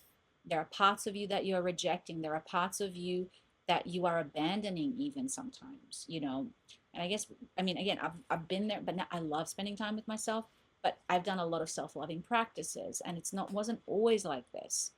So if we can't sit with ourselves, basically it will create behaviors that we try to get things from the outside to fill up that cup, but we got to give it to ourselves first. But you got manifestations coming, so it's good. You're going to be in a manifestation phase very, very soon. Okay, so any more questions, my love, by the way, or do you feel like you got what you needed? I just realized I'm just seeing my rat right now. Sorry, I'm answering. Okay, so every day now, even though it feels like crap, all you have to keep repeating to yourself is like, it's gonna make sense soon. This is what I need right now, and it's gonna get better. I know it.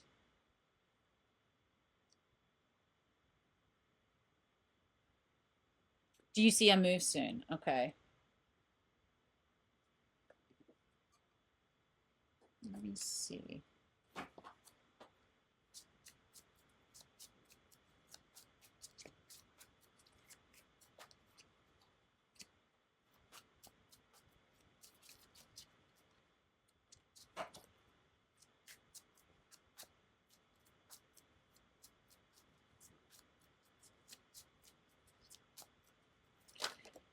So, okay. So I see a lot of nervous and energy around this. I feel like if it's going to happen, it's just not going to happen as quick as you probably like it to happen. So you need to calm down your nervous system first and foremost. There's just a lot of anxious energy around this and a lot of emotions. So it's almost like, I don't know why I feel like there's fear and like, yeah, like anxiety or that kind of stuff. So what I'm hearing here is if you want to speed that up, which you will be able to once you tap into that manifestation process, you've just got to first like calm down that nervous system and trust that it's going to work out. Also, you got to fully let go of the relationship as well. It's almost like, I don't know if there's like still energetic ties to it or still thinking about it, that kind of stuff. So whatever way, I don't know where you want to move or whatever, but I'm seeing like a cord. So we need to release that cord, which is also connected to those emotions. So again, I feel like don't worry too much about what's coming. Be more in the present now and work with your nervous system, work with the healing, work with being present and calming everything down, because from that place you can manifest anything. But when you're in a nervous fight or flight, oh my God, emotions, this happened, oh, what am I going to do? Your energy is going all over the place. I'm on a wait list for a specific housing place. Yes, I have. Okay, I see. I'm so sorry. Well, that's the nervousness. But I mean, again, spend time healing yourself, girl. Like, talking to our bodies whenever I have any sickness or injury, which thank God doesn't happen very often, but I cured myself of chronic back pain. Um, and you know, when I did that, I talked to my back. I did automatic writing. I spoke to it every single day, and it's frustrating because it feels like it's something so out of your power. But I kept doing it for a very long time, and eventually the answer came. And when I found the answer, I followed through with what I heard, and I fixed it. And again, sometimes it works out, sometimes it doesn't, but whenever anything's off with my body, I sit with it, I channel into it, I send it white light, I spend a bit of time every day. I love it. Thank you so much for being here, because that's what it means.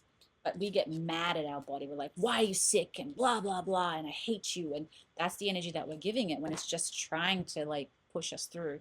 So again, this is the time for you to do all of this, and then the manifestations will come through. Okay, so focus on bettering yourself, on healing yourself, bringing that peace, that safety, which will eventually manifest on the outside. Okay, you're so welcome, my love. Best of luck.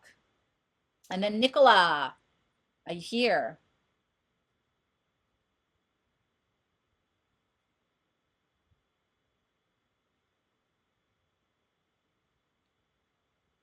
Sorry, guys, my friend's texting me.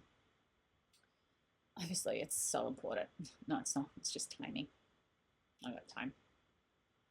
Okay, Nicola, you here, my love? Hey, guys. How's everybody doing, by the way, today? I hope everybody's well. Thank you so much for listening, for hanging out, for chilling out.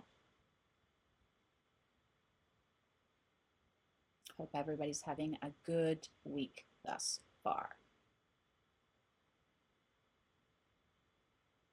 All right, I don't know if Nicola's here. So, I think that's it. I'll give it a couple more minutes for Nicola. She might have hopped off and hopped back on. Who knows? Who knows where she goes? Who knows where she goes? I'm just entertaining myself now. See, this is why I never get bored. Peanut is at grandma's house. Peanut's my dog, for those of you who don't know. Keats, my other dog, has an injury on the leg. We don't know what happened. He's going to the vet tomorrow. He's limping. Only the shadow knows. I love that. Breakups can be so disorientating. Take your time. Oh, I love that. Yes, Loney. Yes. Breakups, I always tell some people, think of it kind of also like withdrawing from substances, because breakups is like chemical as well. So there's the emotional, there's the, but there's also like a chemical energetic thing that happens with people that we build up. And when they leave us, it's like this void, and it can create like an energetic, almost codependency kind of thing. So it's very interesting. There's different levels. Nicola, are you still here, my love? I saw your little bubble head. I don't know if you're listening or you put me on mute. Where are your other little babies? I was sad about your one hamster. Oh, yeah. So I have currently I've downgraded a lot because some of them, quite a few of them have passed away. Age, I've had them for like almost 2 years. They don't live very long. But I have two, four, five, six, seven, eight, nine. I have 9 hamsters right now, 5 rats, and still the 2 guinea pigs. Hey, Alicia. I'm waiting for Nicola right now. I can see her bubble, but I don't know if she's listening. So I'm gonna give her a couple of more minutes, Alicia. But if she doesn't answer, then I'll take questions. Um, so give it a couple more seconds. Yeah, but I have quite a few guys, unfortunately, that are sick. It's one thing, I will tell you one thing about hamsters, man. They are prone. I treat these guys really well. I even had the vet saying like they lasted longer usually. They live longer than expected. But they get sick, man. They're so fragile. And like I have one that's got tumors, another one that got something in his cheek, another one that got some skin problems. I got a rat who's got some like lung thing. Rats always have lung issues because their lungs are very sensitive. So I'm like, they're really expensive. I didn't realize like our dogs, I'm like, because I tried to convince my husband to get another dog. And he was like, we don't need another expensive. I'm like, what are you talking about? The dogs are like the cheapest thing that we have. It's like the hamsters. If I said to you, let's get another hamster, I was like, they're so expensive because I have so many too, obviously. But yeah. So, but they're fine. They're doing okay. It's just tough because, the poor little guys, there's only so much you can do. Um, but yeah. Peanut's the top dog. Yeah, he's naughty. I love Peanut. He's my baby. He's a little munchkin. Okay, so Nicola, I'm gonna try one more time, my love. Are you here? If time allows, may I have a reading? Yes. I'm just waiting for Nicola. I think maybe she put it on mute or she hopped off to do something. So Nicola, Nicola. Nicola going once, Nicola going twice, Nicola going 3 times. Okay, so Alicia, what's your question? And then I will do Kelly. I'll put you guys down and then hopefully I'll try Nicola in between. She's probably distracted or on the phone or fell asleep or something. Who knows? Who knows what happened? What's your question, Alicia? And I'm gonna put lip balm on. FYI, this is the best lip balm ever. It's lip gloss and lip balm. Advertisement for Rimmel right now. Promotion. Rimmel, because you're worth it. And it's vegan. I'm going through a lot of health issues, personal relationships. Can you tell me if my partner is right for me?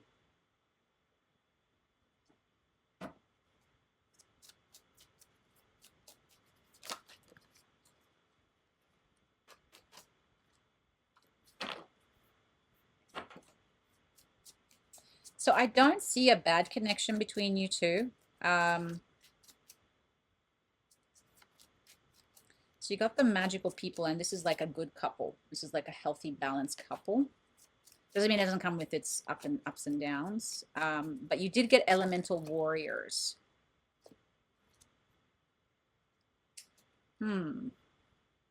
Okay. Thanks for confusing me. So I feel like there is something here that like when you get the elemental warriors, Alicia, it's a card that basically talks about protecting a part of ourselves that is fragile, that is wounded, that is unhealed. This could be inner child, this could be a trauma, this could be health stuff. So as far as this going, there is a part of you that needs to be more protective of that. As far as the relationship, I mean, it's interesting because you got the magical people. So this is a relationship that I feel can work out. There are some dynamics here that aren't perfectly in alignment. So there's a lot of lessons in this relationship that you're learning. I did get the fire spirits. So the fire spirits is oftentimes a card that means breaking up, breakup cycle. Doesn't always mean breaking up. It could mean you need to break something within the cycle to then reestablish that love energy. This is the love card. Or it could mean it's time to move on to get that energy. So I'm not getting specific with this one, unfortunately, because it wasn't clear at the opening. It was after the fact. But I'll read you the unicorn card because this is basically the energy behind it. The unicorns are here to remind you of the power of love, one that is free, unconditional, and not rooted in ownership or control. This experience is not just about a relationship, it is a lesson in understanding love beyond attachment. If someone is being possessive or controlling of you or vice versa, it is time to recognize it and reclaim your freedom. Love should uplift, not confine. Open your heart to love that flows without conditions and allow yourself to experience its purest form. So, considering after the rest of the cards that I get, I feel like what's happening here is that you have this idea of this relationship that has the potential for it, but I don't feel like it's fulfilling it now that I'm listening really closely. So I feel like possibly this might not be in alignment with what you want. And I think it might take either a drastic change between you two or a breakup for you to find that love that you want. So it's not a direct yes or no. It is really up to essentially, can you break this pattern or cycle? And if not, then that means the physical breakup of the relationship. Does that make sense? So I would say again, do you believe that this relationship can work out? Do you believe that you two can fix things? Because if you don't, then that's again what is being manifested. And do you feel free in this relationship? If you don't feel free, if you feel like it's weighing you down and creating more problems, then that protective card is coming up for a reason, because you have to fight for what is right. You got to stand your ground and protect yourself, especially if you're having health issues. And do you think that the health issues are related to the relationship? Maybe it's creating the health issues because you're so stressed in the relationship, because there is like this, the seven, the unicorns can mean possessiveness and entrapment. So you're feeling trapped. So maybe it is time to break free from it. Is that making sense? And also, guys, like sometimes it'll be very, very clear, but sometimes it's like you still have a choice. And I think this is what I'm hearing. But deep, deep down, I feel like um, if this can't be broken, if this negative cycle or whatever it is can't be set free, then you got to set yourself free. And you have the power to do that, although it sucks. It's never fun.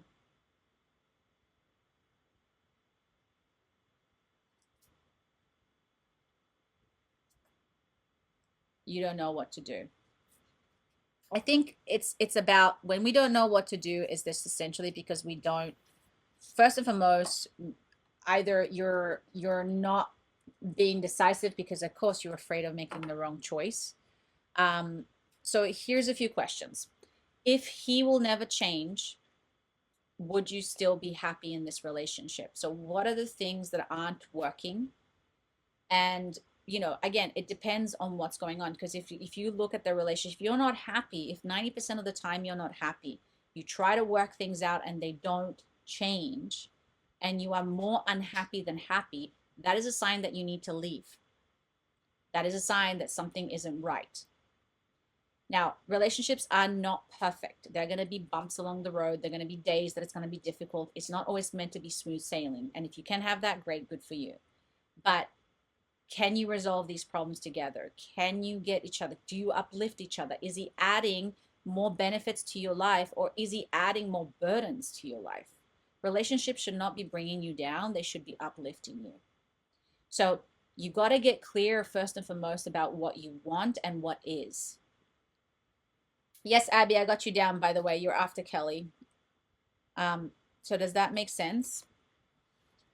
I've never been alone in a while and want a divorce. I'm thinking if I'm right by myself. Okay, so I keep getting this. I feel like honestly, like you keep getting the elemental. So look, not divorcing somebody because you're afraid of being alone is not a good reason. You literally just said that as I said. There's nothing wrong with being alone. What is the fear of being alone, guys? And this is the problem. This is showing codependency, right? This is showing that I'd rather be in a shitty relationship, unhappy and miserable, than being by myself. That's not good. Okay. So I get it. I understand it. But that's codependency a little bit. And that is also because really you're afraid that it's going to be worse being by yourself than being with somebody else. But you're already in such a terror. Obviously, you're not in a good space. So Daya, taking one more reading or not? Oh yeah, I can put your name down, Daya. Obviously, I'm still waiting for Nicola. If she hops in at any point, guys, she's just going to take priority, but I still have you guys there. So you can't, you can't, when you can do whatever you want, to be quite frank. Um, so what I'm hearing here as well is like, because you got the element, now it's making even more sense, the elemental warriors. I mean, people even stay in bad relationships, even if it's because of kids and all that sort of stuff. So what is that part of you that is afraid of? Okay. So here's the thing. You need to, this is very deep. So you got to figure out what that fear is deep down. Like, why are you so afraid of being alone? Because I feel like there is hope to repairing the relationship, but I do also see that it's possible to break up. It's like that's why that all that came up. Um, Julie, I'd rather be alone than a crap relationship. I mean, but it's hard for some people, and I understand that. I mean, I was in an abusive relationship for years, getting abused and beaten up, and I'd rather be that than being alone. So I understand that. But now that I've done the healing work, I'm like, no, thank you. And it's because there's unhealed parts of you, Alicia, that are afraid, that are wounded, that need your attention and time. Because when when we heal that part of ourselves, we're not afraid to be alone. We trust ourselves, and we have maybe a bit more of Julie's attitude. Where it's like, I'd rather be alone than put up with that, and it's nice to see that, but for some of us, it's very difficult, and I get that. So again, the elemental warrior came up. There are parts of you that need your attention and healing. So I would start with healing that first. I would start with looking into, why am I afraid of being alone? And if I can heal these parts of me, once you're in an empowered state, then you're going to be able to make up your mind.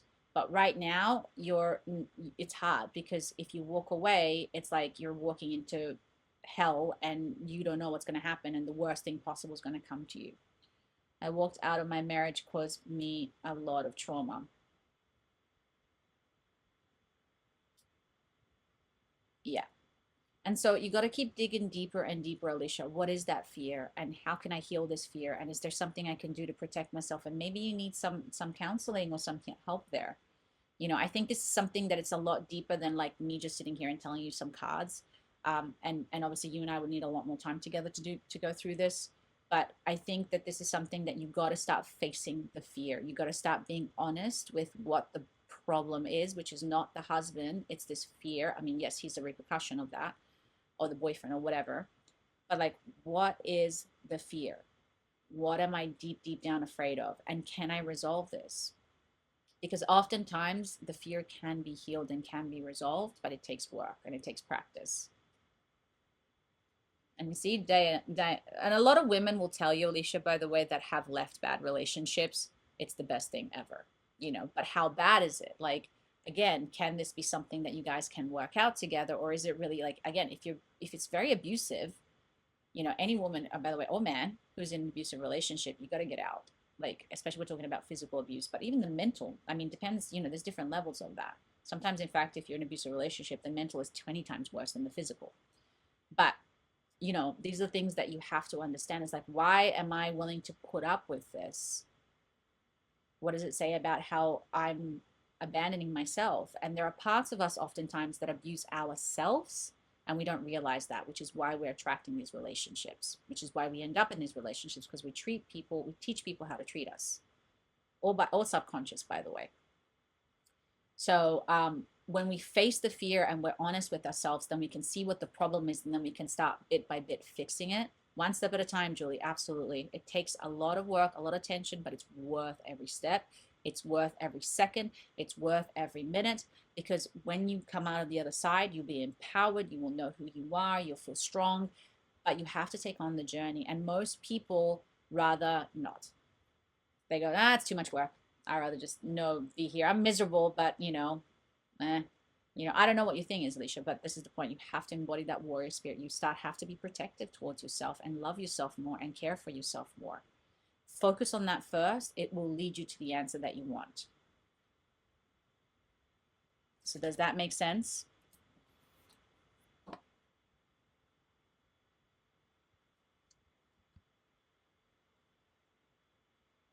And this is coming from somebody, by the way, who's been in an abusive relationship for a very long time.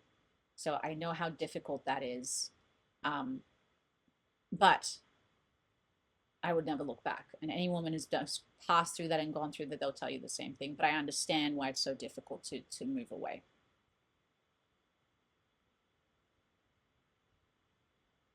Are you still here, Alicia?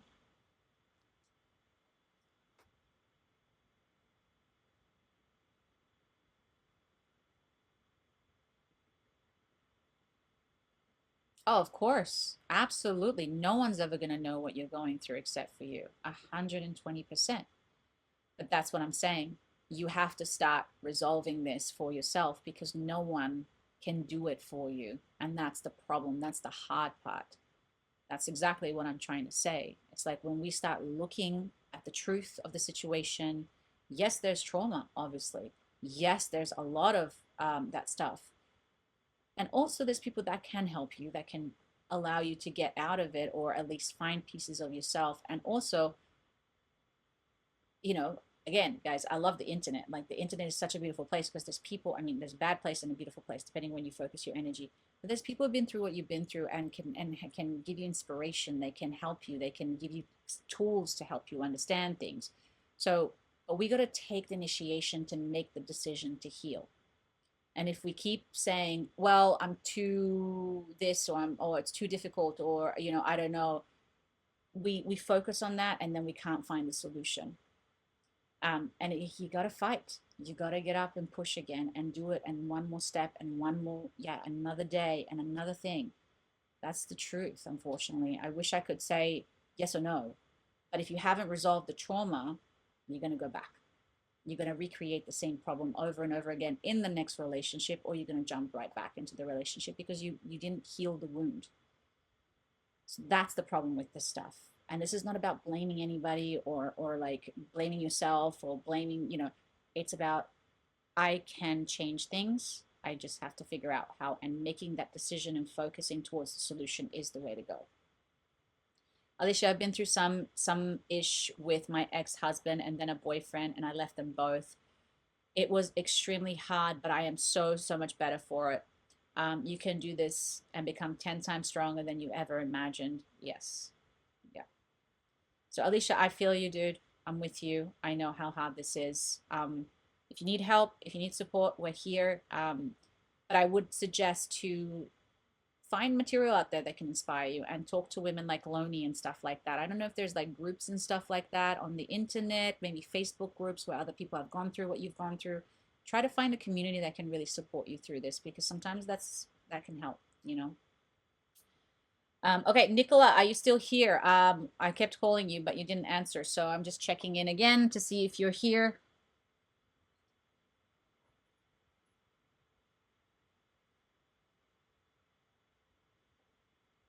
Yeah, that's so sweet. I'm on day 24 of no contact and doing the work. I'm changing. I'm not scared to be alone, but feel sad and walking away from someone is avoidant and keep getting surrounded by toxicity. I like being single. I am happy alone. Fogs are easier.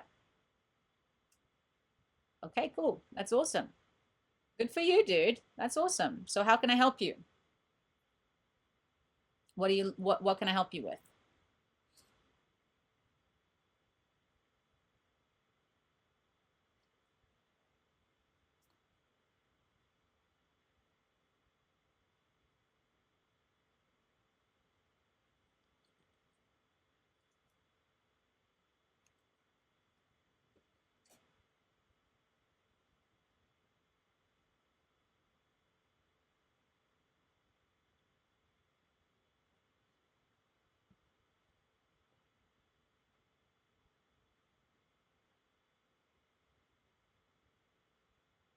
Hi guys.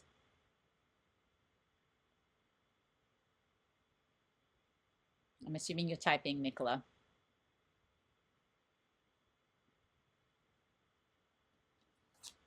How can the cards, how can they guide you? What are you seeking at this time? What do you need answers for? I need to know if this man is going to reach out and how to put it down, how to put down boundaries. Okay.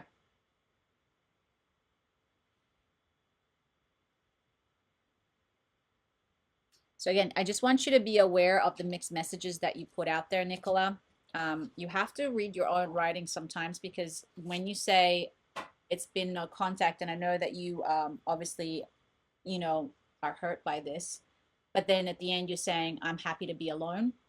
But then you're asking me, well, I want to reconnect with this person. So this is telling me that there is something within you that says left and right, left and right, left and right, left and right, left and right, left and right. You know, it's like, oh, I wish you would contact me, but I'm okay being alone. So you're giving yourself mixed messages energetically. And oftentimes it's because we don't want to admit something to ourselves. So oftentimes because we don't want to see something within ourselves. So just be aware of that, because that's going to be very important to help you resolve a lot of that inner. Yeah. And I get that, you know, I totally get that. But just be aware of, like, catch yourself, you know, because you'd be surprised how much we reveal about ourselves sometimes if we really pay attention to how we speak. Um,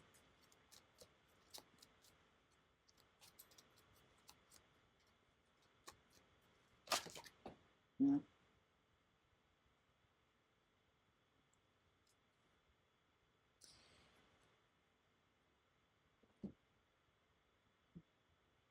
Okay, so I don't really honestly see him reaching out. There's no partnership here. There's no connection to another outside energy. You, of course, can, I guess, reach out if you want to.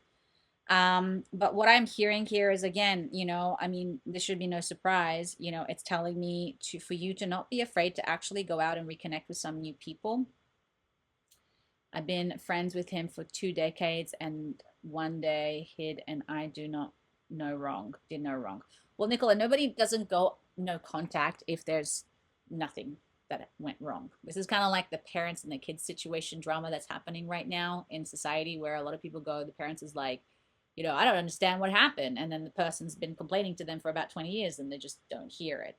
Sometimes we think we've done nothing wrong, but how we see things and how somebody else sees things can be very different. And that's sometimes, like, in your mind, it's like, I don't understand. This is why people have issues in relationships all the time, because two people can be in the same relationship and experience the relationship completely different.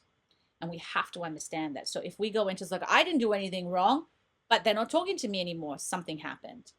People don't just disappear out of nowhere. And it could be, again, maybe you didn't do specifically anything wrong, but they saw something wrong or they didn't know how to communicate. That can happen too. Something wrong is there. Okay. So it's not about blaming or taking the blame. But what I'm hearing here is that they're inviting you right now to not be afraid to actually go out and maybe get yourself a little bit more distracted, because, again, it takes two to tango in communication, right? You can reach out to him if you want to. So if you don't want to, is it your pride, or you just, like, don't wanting to get involved in the drama? You're protecting yourself, which is a good thing.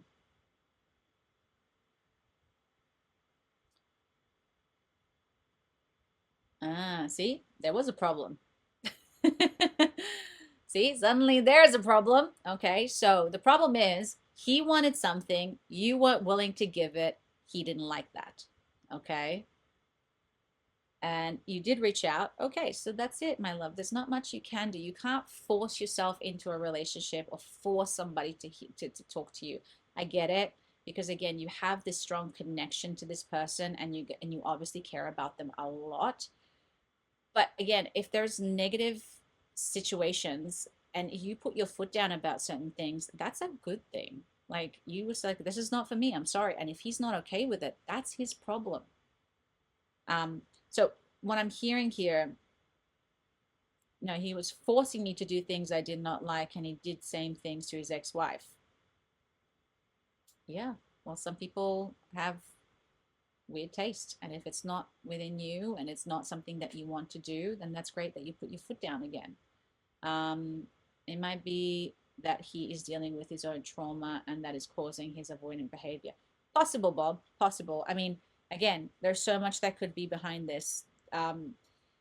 What I'm hearing here, though, Nicola, is that I feel like you need to get yourself a little bit distracted now. So you did get the go outside card. I feel like you should go out there and maybe meet new people and maybe put yourself out there and just get yourself into a new energy. I'm not saying go out and date other people. I'm just saying, like, maybe you're spending too much time by yourself and thinking about this. So and again, healing. You're still in the healing phase. You're still going through healing. You're still recovering from this breakup. You're still trying to process what happened. You're still trying to understand all of this because you're obviously very confused, right? You're expecting it to go a certain way and it's not going the way that you want it to. So you're still in the situation where with time things will reveal themselves. He needs therapy and he lies about his dad's health. He made up about his friend's suicide. I'm renovating a house. Cool. But again, Nicola, you see what I'm saying here? You're saying one thing to me is like, oh, this is a person that I want to communicate with, but he's a liar, he's abusive, he's all these things, but I want to be friends with him, but he's a liar, he's abusive. Like, you give yourself mixed messages all the time. Why would you want to be with somebody who makes you do things that you don't want to do, that are inappropriate, who is a liar, who is doing all these things, and you always do this? He needs therapy. He needs to change. Nicola, it sounds like you're the one who needs therapy because you're the one who said, "Hey, I need to be with this person who is bad." Or in your eyes is bad. I don't know him. I don't know the guy. He might be fantastic. I don't know. I'm sure there's also good about him, okay, which is probably why you keep going down. But you got to stop projecting that onto people that you can't change and you can't fix. You're looking at him and saying he needs to fix himself. So once he's fixed, he can be with me.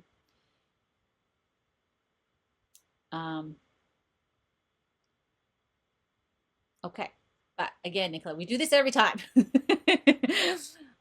I know you can't fix him. So what do you want from the situation, Nicola? Because the truth of the matter is, if he comes back to you, he's not going to miraculously go, you know what? You're right. I should not be doing these things that I've been doing for the past 20 years. You want closure. Okay, that's different. I think with closure, when it comes to relationships like this and there is no contact, there's a few things that you can do.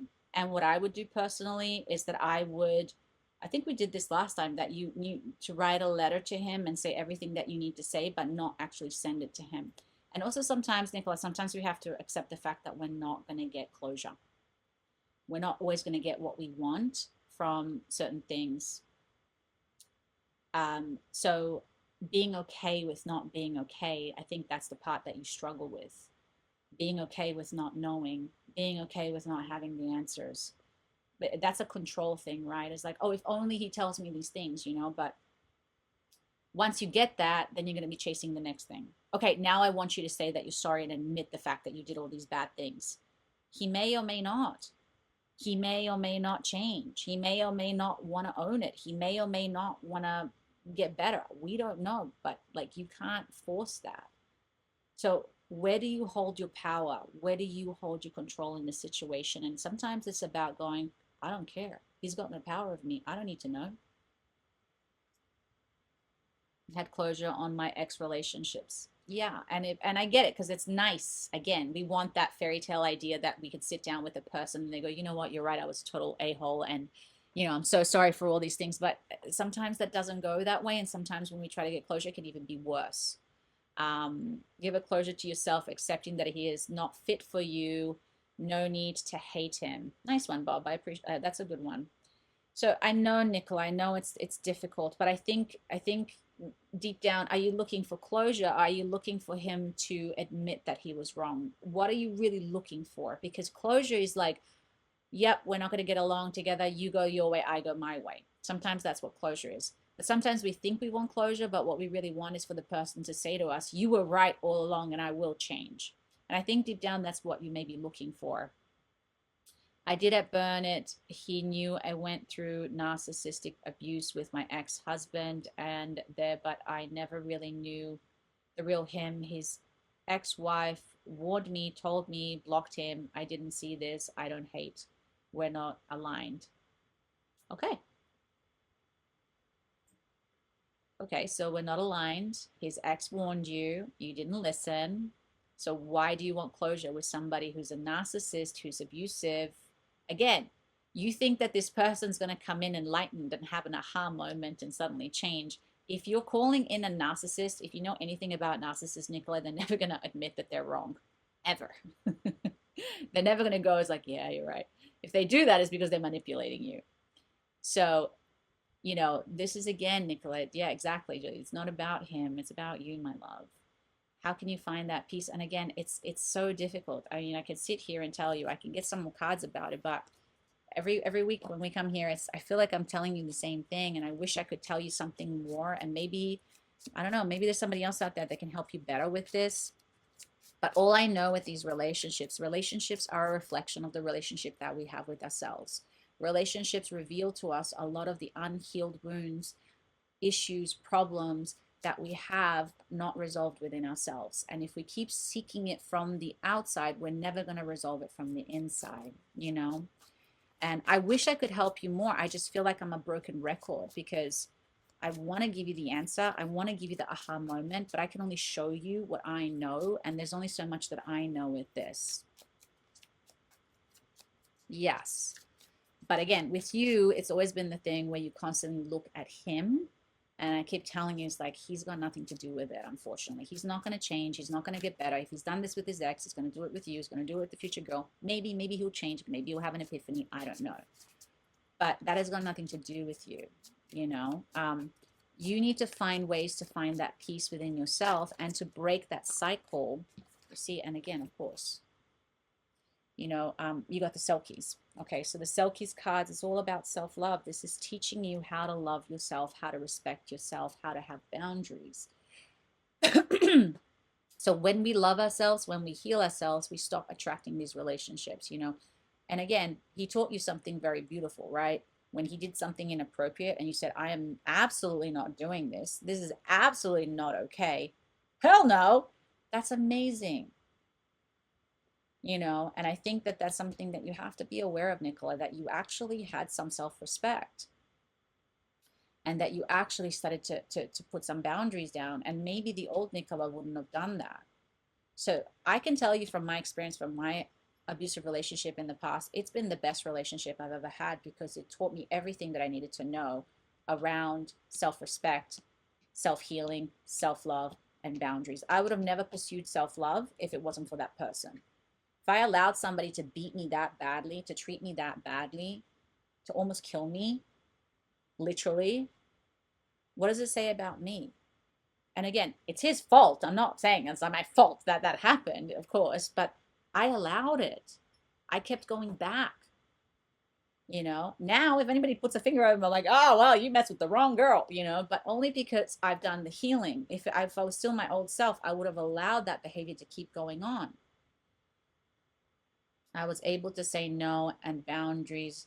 So why can't you look at the parts of this relationship where you can stand strong? Because I feel like you're looking at all the negatives, all the bads, which I get it. It's normal for our brain to do that. Is like, well, he and me and this. Where did I grow? Where did I change? How did I become more empowered? Yeah, it's a big lesson for you.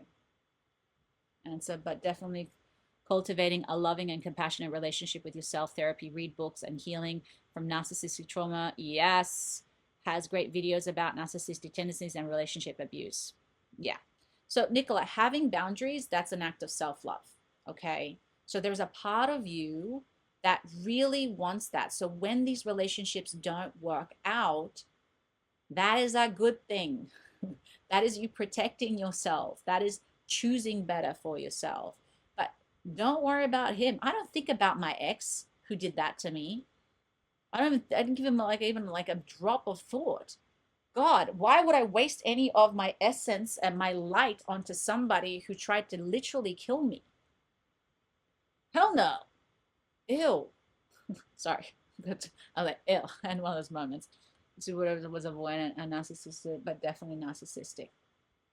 But I want to give you a bit of a harsh lesson here, okay? So a lot of the things we can take it to the next level, Nicola, and I'm not calling you a narcissist. We all have narcissistic tendencies within ourselves. And we can ask ourselves, so in what ways maybe is this reflecting me? Because it can sometimes help us forgive the person or let go. When we see some of ourselves in the other person, so for instance, with my ex, when he was abusing me, he was physically violent, mentally violent, I started looking at myself. Now, at the time, I had an eating disorder. So I was violent towards myself, towards my own body. You know, so I started looking at these things and understanding why would I put up with this? Because I was doing it to myself. and I was abandoning myself and I was abusing myself. And again, this is not about blaming. This is not about right or wrong. It's a little bit about right or wrong. It's wrong, obviously, because it's not great. We don't want to be doing that to ourselves or let anybody else do that to ourselves. But sometimes it made me understand certain things from a different place. But when we just think bad, bad, bad, that person, them, you need to change. If I still to this day expected that man to change, well, I'd be dead. That man's never going to change. And that's okay. Good for him. Bye-bye. Okay?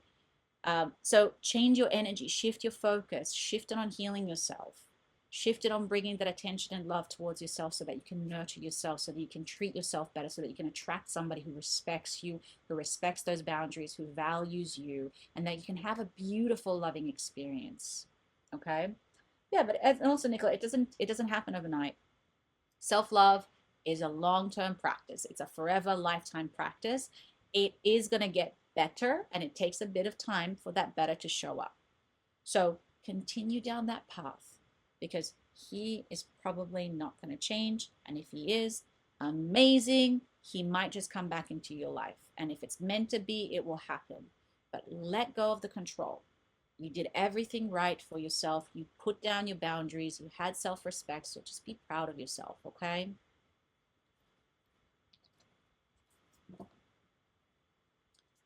It is yeah. I mean, if you've been treating yourself like crap for like 20 years and you expect if I do self-affirmations for 5 weeks, it's going to change my life. It's not, it takes time. And then we're going to be tested. The universe is going to test you. Loves doing that, by the way. And if you fail, you just have to get back up again. And then eventually you'll get it. And then things will start getting better. And that's how it works. Okay?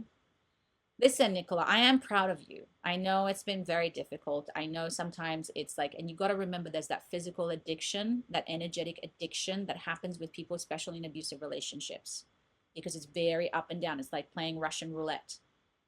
It's extreme emotions, extreme highs, extreme lows. Okay. So that is way too much for our nervous system to put up with. It's like taking drugs. Yeah. So understand that you're still detoxing from this connection. You're still detoxing from that highs, that lows. It's going to take a bit of time. But be proud of yourself. I want you to look at the things that you did do, the things that you did learn, the things that you did grow from, and respect yourself for that. You're a lot stronger than you think you are. Does that make sense, my love?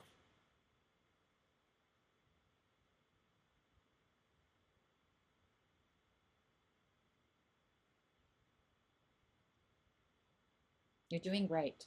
And the fact that you haven't gone back, it's good. And the fact that he's not reaching out to you, just take it as a blessing. Let go. When you let go of one relationship, another one will come in. And that's what you want. You want something new to come in. You don't want the old crap to come back. You want something beautiful. You want something kind. You want something loving. You want something that will make you blossom and grow. You want something that makes you feel safe. Yeah. Okay. Well, Nicola, I'm sending you so much love, so much light. I got to get through the other readings, but you got this, my love. So stop looking at the negatives. Do your best to see how much you've grown, how much you've achieved because of this, okay? And trust me, sometimes it's better that way, especially if all this negative stuff. You haven't said one nice thing about this guy, so, and maybe because it's the breakup or whatever, but, sometimes it's just like, if I don't have a good view of this person, why do I want them back? I'd understand if you told me things like, oh, he's amazing, he's changed my life, he was so nice. Then I'm like, okay, I can see why you'd want this person back. But you see what I mean? There you go. I love that. Okay, I get it. The bad guys are always the funnest sometimes, but not worth it. Not worth it. All right, I'm sending you love, Nicola. Kelly, are you still here? I'm going to do quicker readings, guys, now, just because we're going to close out in a bit. I'm feeling this really heavy darkness over me, almost like I am drowning. Yes, drowning, coming up, and then pull down. Can you see what is going on? Okay.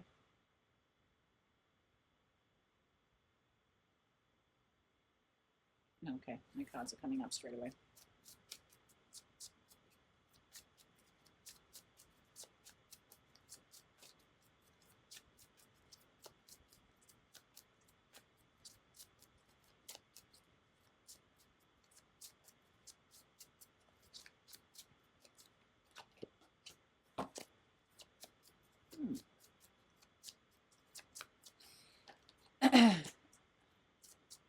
interesting. Family, life, past, ancestors. Yes, so this is confirmation. I know it's weird, Kelly, but I think this is something to do with a past life thing. I think it's related to an emotional, um, I think it's related to so sometimes our emotions, our traumas manifest through emotions, but they're actually related to something that could have happened in a past life or in childhood, or maybe, I'm feeling like past life stuff here. And sometimes, it's revealing itself in images or sensations and all that kind of stuff. So I'm really feeling like this is just a past life experience that you had, but it's paralleling an emotional state and how you feel. So this constant, like, I'm trying to breathe, because I think you go through that a lot. It's like I'm trying to get out of this, but then I feel like no matter what I do, I'm just being pulled down into this drowning. So I think it's like this parallel between something that you've actually experienced in a past life and possibly something that emotionally you might feel that is experiencing now. So it's like paralleling right now, and it's showing itself like that. Um, so I think it's just revealing to you really what's going on inside of you, and it's just showing you how you feel. It's like I feel like no matter how much I try, I get pulled down. No matter how much I try, I keep like drowning in negativity or emotions or whatever it may be.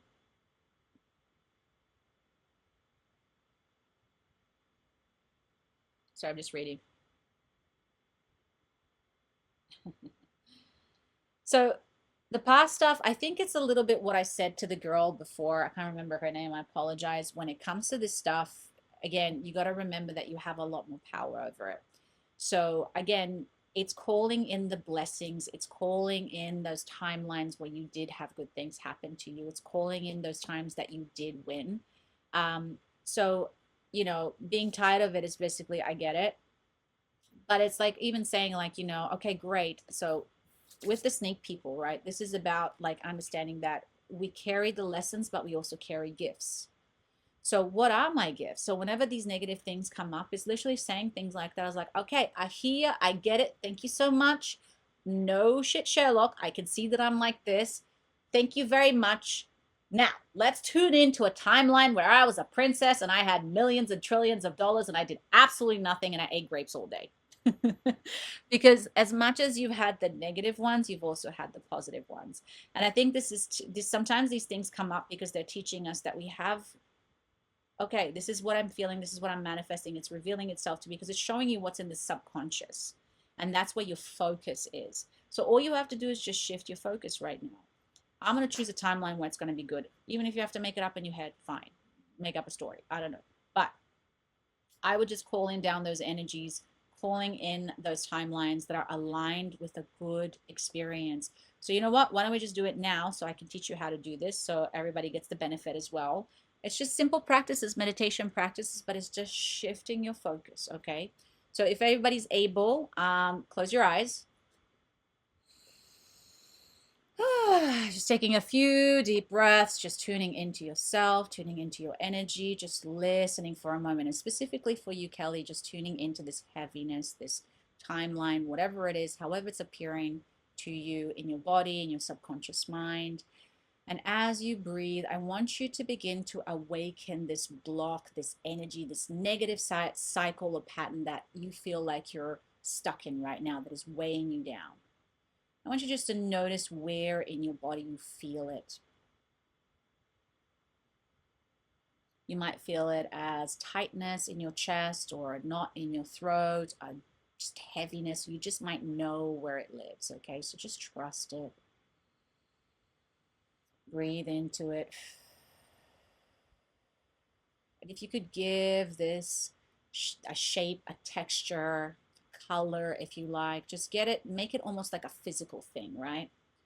So I see a rock, for instance, right here in my chest, right here. It's like, for me, it's just like this heavy, solid rock. But for you, it might appear differently, right? So just connect to it.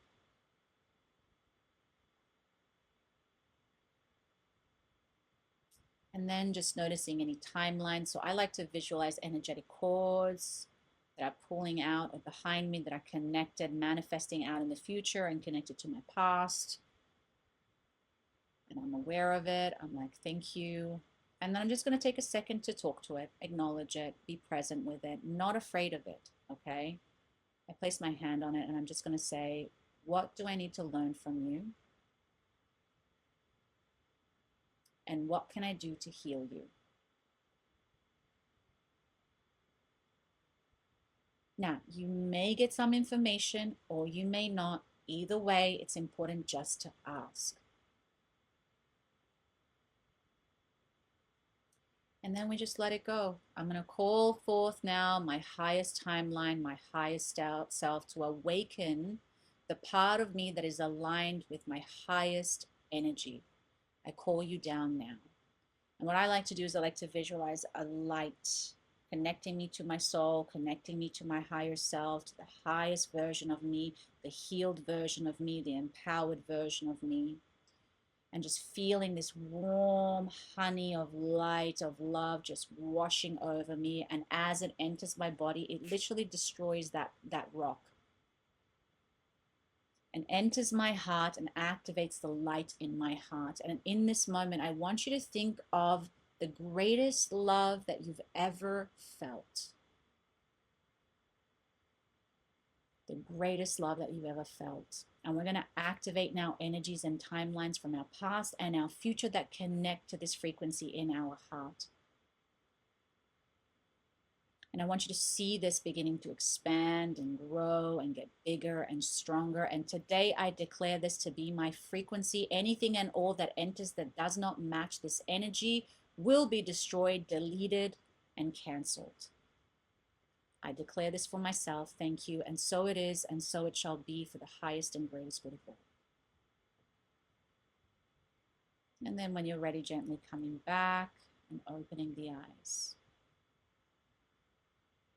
So what we're just doing, it took a little bit longer than we would like. Probably you can sometimes, once you do the practice, you can just call down that light. All you have to do is just take a moment, acknowledge that pain, ask it the question, get to understand it, not running away from it. And then saying, thank you very much, let's move on. I'm calling in that higher timeline. And it's, even if it might be temporary, let's just say, you know, the old thing comes back again. Take a moment again, close your eyes, call down that light, activate that light in your heart. I'm choosing this, I'm choosing this, I'm choosing this, I'm choosing this, I'm choosing this. And the more we keep shifting that awareness and amplifying that energy, eventually this will give up. And then sometimes I even say to myself, like if I have like a negative thought, I will say to myself, do I want to think this? No. Okay, what can I think of? And I think of anything, like puppies, cute little puppies, you know, or stupid things. I don't care. But the point is I shift my energy out of it. So there's little things that we can do like this, because this is sometimes embedded in the subconscious, and the subconscious speaks through symbols and images and frequencies and all that sort of stuff. It's kind of like the dream state. It doesn't always make sense, but you can shift that. And so it just takes that moment to connect to yourself and just choosing a higher light. And I know you can do that. Again, it's the problem is to remind ourselves when we have to do it, and just like being aware that we're doing that, that's taking power, and it's like, oh, okay, I gotta let. You know, I do it every morning. That's why I meditate every morning. That's literally what I do every morning. I'm like, okay, this is what I'm manifesting. I don't want this. This is what I want to manifest now. So I'm going to shift my energy and frequency. And if I don't do it, I notice a big change in my moods. I notice a big change in everything. Oh, that's cool. See? So even if this is real or not, guys, by the way, let's just play the game that past lives and all that sort of stuff is real or not real.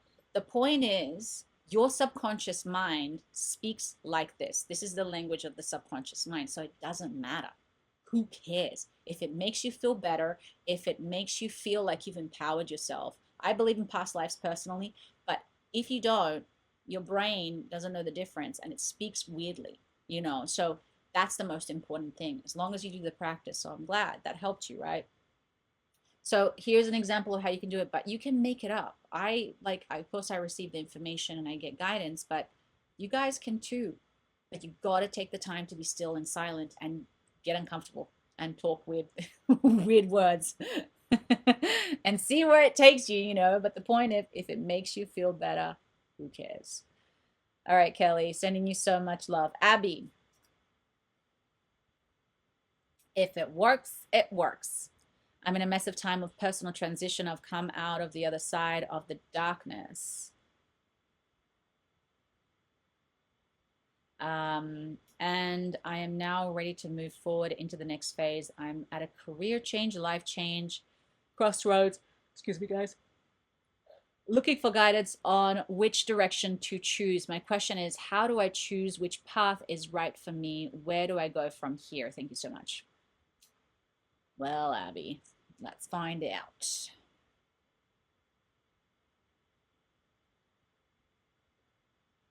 So I don't always like to give you guys yes or no answers because what I like to do is empower you guys to find the answers for yourself. Sometimes, yes, it's black and white, okay?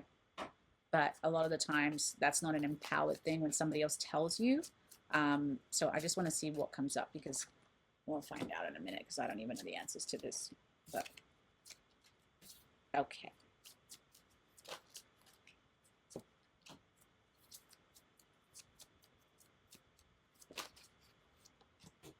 Okay. So you got the tree spirits, mystic mirrors, and water witches. So this is going to guide you into getting the answers that you want. Okay. So first and foremost, I feel like you're going to get some wise counsel. Okay. Somebody's going to either you have somebody that can help you or somebody's going to come in and give you some advice. It's just going to come naturally to you. That's going to help you with understanding this a little bit more. Don't know why they had to say that, but that's fine. I guess it's important. But what I'm hearing here, this is all to do with your primal needs, Abby. So what are you seeking to experience deep, deep down and not like, oh, I want to like have nice things and I want to like, be near the beach. What I'm talking about here is what are your primal needs? So when I, for instance, I tell people when they want to manifest love, I talk about needs more than anything else and not wants. Wants are great. There's nothing wrong with that. But what are the needs? So career change, right? What do I need from a job to make me feel happy and secure? Or is it like safety or is it creativity? But they're primal. They're very, very like sometimes simple, like love or like, I don't know, like feeling seen. But when we understand our needs, then we understand what we want.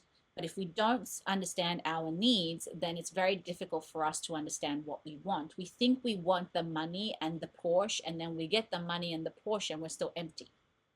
So you can get the money and the Porsche and still fulfill your needs. But oftentimes when you understand your needs, you realize I didn't want the Porsche. I did want the money, but I didn't want the Porsche. Okay, silly things like that.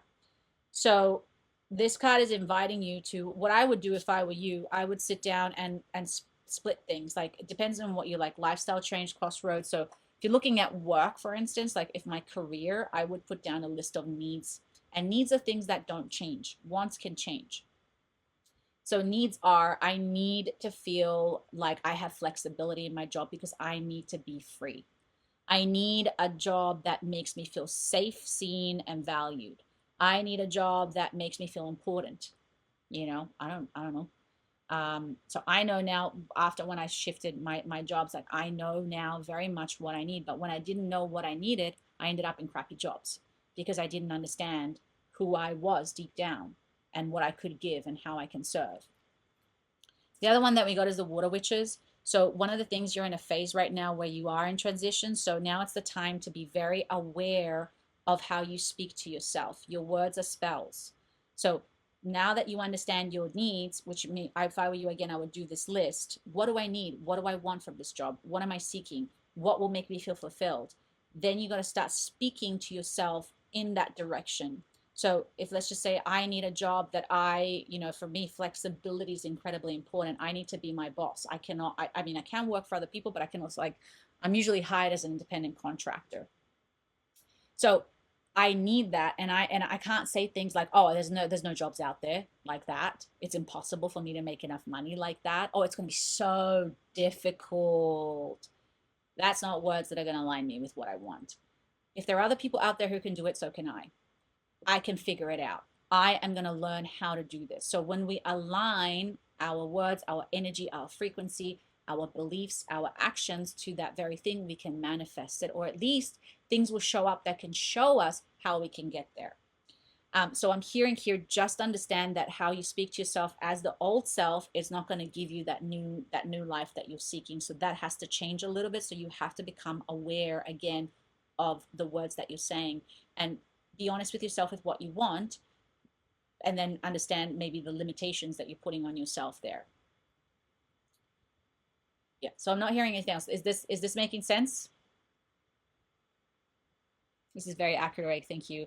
Okay, so all you have to do, Abby, is like when you want to know what you want, you got to sit down with yourself. And again, that can change with time. So don't just say, "Oh, now that I wrote it down, that's it," and I'm cool.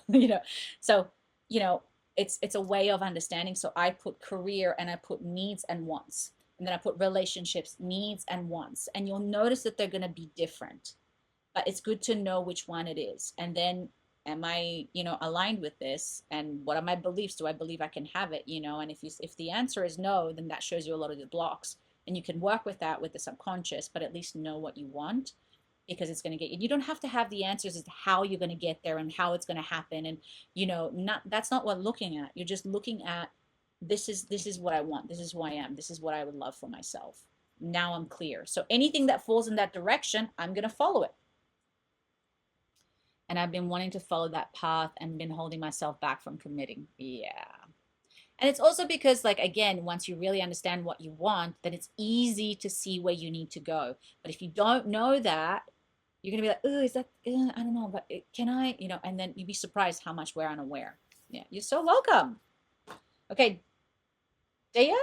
Is it Dea? Is it Dana? Is it Dea or Dana? So I can't write well. I miss words. I think it's Dana.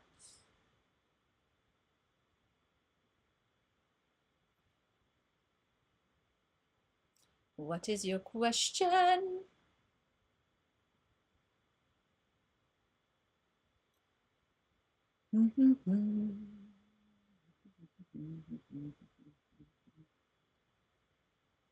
Yes, 2x's back and conflict. Also, I am moving north or south. Sister, you guys seeing the parallel here, by the way? 2x's coming back, north or south. Okay, and which x is right, lol? Neither. No, I'm joking. I don't know. We'll find out. You seem to be at a crossroad in both ways. What you doing, Iggy?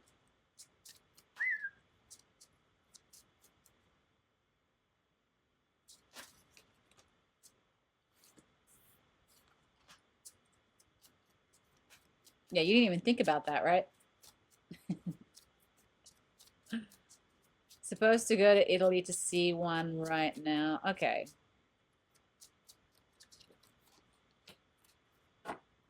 I don't see any of them working out, to be quite honest. I feel like you got to just be patient. I think you want the answer right now, and it's not going to give you the answer because maybe you're supposed to go and experience both or get to know them both. Once you're in their energy, I think it'll become clearer. And again, it's coming from a place of loss. Maybe you see someone totally different. Hey, I don't, let me get more cards because this is just really all about what's going on with you. So I do feel like really this is like the choices that you're doing because you're afraid of losing either or all, right? So sometimes we're like, if I don't make up my mind, I'm going to lose them both. And then I'm not going to have anybody else. And again, that's not an abundant mindset. So it's like whoever's meant to be, it will reveal itself to me. That sounded like a spell. And trusting that you will know. It's like, but I got to be patient. I got to spend time with both, really just start looking at things. And sometimes it might be neither. And so letting go of that expectation sometimes gets you to the answer much quicker. I will say that there's some healing that needs to be done. Balance needs to be restored in your life.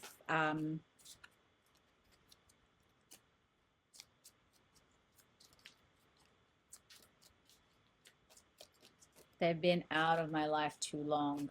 Okay, well, I do see a relationship coming in. Okay. I don't know whether it's one or the other. Oh, shit. Okay, so excuse my French, everybody. So committed romantic relationship. Yes, you're going to be swept off your feet. You're going to have all these feelings. Everything happens for a reason, release regret, embrace opportunities for happiness, such as search for the silver lining, and make a wish dreams come true, a joyful time in your life. So listen, I wouldn't be worried. I feel like that's what's going on. You're just experiencing, you're figuring it out. It's going to be through an experience. There is romantic love happening. Whether it's long-term committed, I don't know. I do see you walking away from one of them. I don't know if it's the Italian guy. I have a feeling you might like try it out, and I don't think it's going to work out.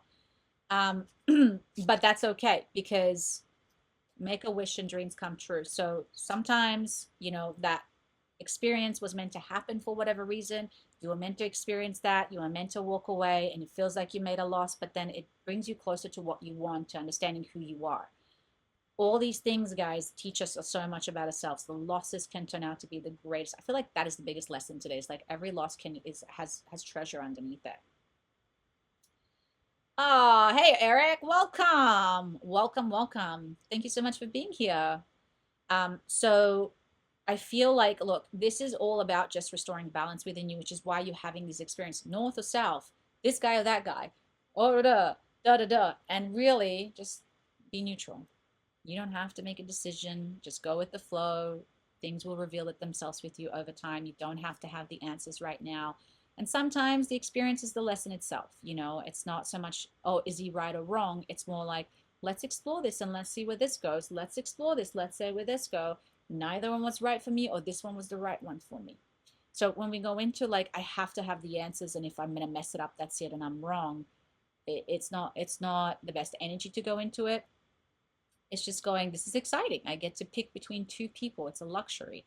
I have two wonderful people that are interested in me, and I just got to trust that the right one will come. So I always feel like if something's meant for me, I cannot mess it up. Oh, hello, Eliaju. Eliaju. I hope I'm saying you. Oh, Eliaju. Are you Brazilian, man? Because I feel like that sounds like a Brazilian name. Okay, thank you. I'm excited that love is coming. And could it be either? I feel like it's the Italian guy. I don't know why, just because it looks like Italy right there. It looks like a villa in Italy for some reason. Um, but yeah, definitely a lot of hot energy. Look, they're all three. Raphael, it's all hot energy. There's a lot of male energy. And then there's the romantic thing swept off your feet. Yeah. But I could be wrong. Again, I'm just seeing the old Italian kind of house there, which is the only reason why I'm saying that. Unless the other guy is like lives on a beach and is Aladdin genie. Oh, yeah. Oh, okay. The J is like not Brazilian, but that would be so cool. Got it. Yeah. So if he's not an Aladdin genie, man, or if he's not a knight back in the day, I feel like, and again, it's hard for me. I'm not the best at sometimes picking two different people. I can try to see what the energies are. So I can do the left and the right. I will do the right, the Italian guy, and then the left is the other guy. We can see what the energies want to say with that just by setting that intention.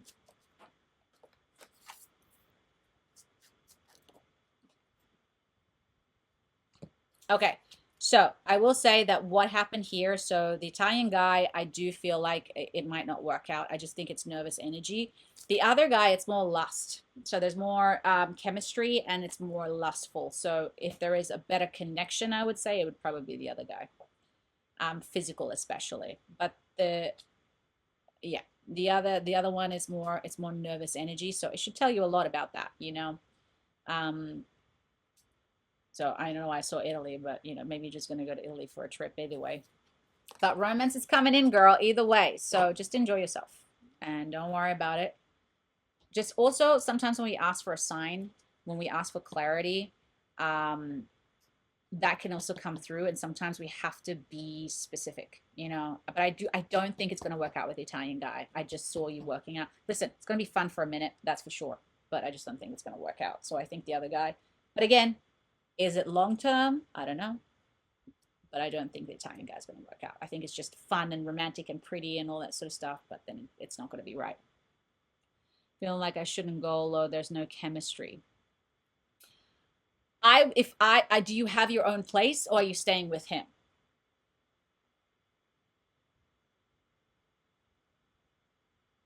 See, because if I wanted to go chemistry for sure with the other, but no commitment, yes. So it's neither, girl. Good evening. Do you have room for one more? Yes, Chandra. Give me 1 second. So this is already telling you a lot, love. I just say just go if you want to experience Italy and you want to have a trip, but I wouldn't stay with him. I would get my own accommodation. Um, because in that case, I wouldn't feel trapped. I don't think it's wise to be staying with somebody who you're not sure where it's going to go with. Um, I would do that personally if you still want to do the trip. If you're not sure, then I would just pick neither. Because if one is not committing, which is the lustful card, and that's literally what it means, it's just sexual chemistry there. That's not what you want either. So why are you sticking around somebody who's not giving you what you want? That's what I mean. Italy is great. I would just go just to go to Italy. The bonus is the X.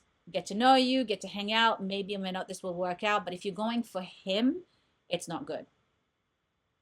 Does that make sense?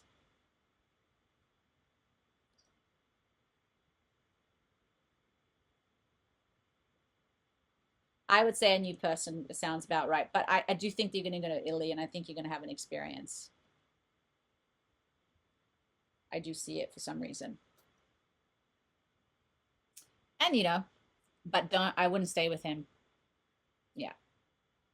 Because if I would go to Italy, I would go to Italy because I'm going to Italy. And then the fact that my ex is there, that's just a bonus if I get to see him. And then if it doesn't work out, then you can just stay at your hotel. But if it doesn't work out, you're going to be stuck with this person and you're going to have to be around them and it's going to get uncomfortable and then it's going to throw you off. So you want to walk in in a position of power. You don't want to walk in like, oh, now what? Crap, I'm in an awkward situation. And if it works out, then you can cancel the hotel and stay with him or he can stay with you in the hotel. But I'm just saying that's what I would do. Carly, she's like, I'm telling you, you're gonna meet somebody else in Italy. It's fine, go.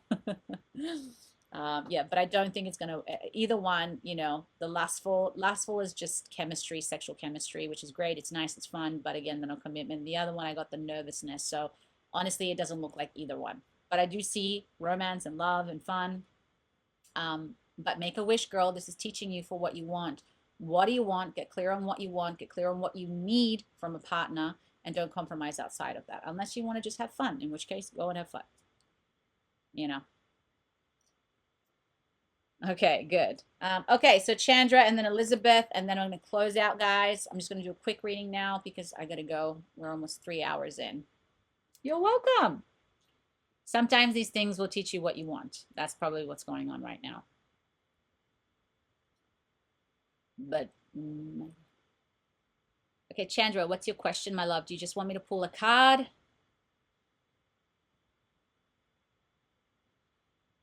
So as far as I know about the Lionsgate right now, guys, it's going to peak on the 8th. So on the 8th, it's an amazing time to do intentional work. Now, if you're into spells and all that sort of stuff, go for that. If you want to do a declaration, I'd like to declare something.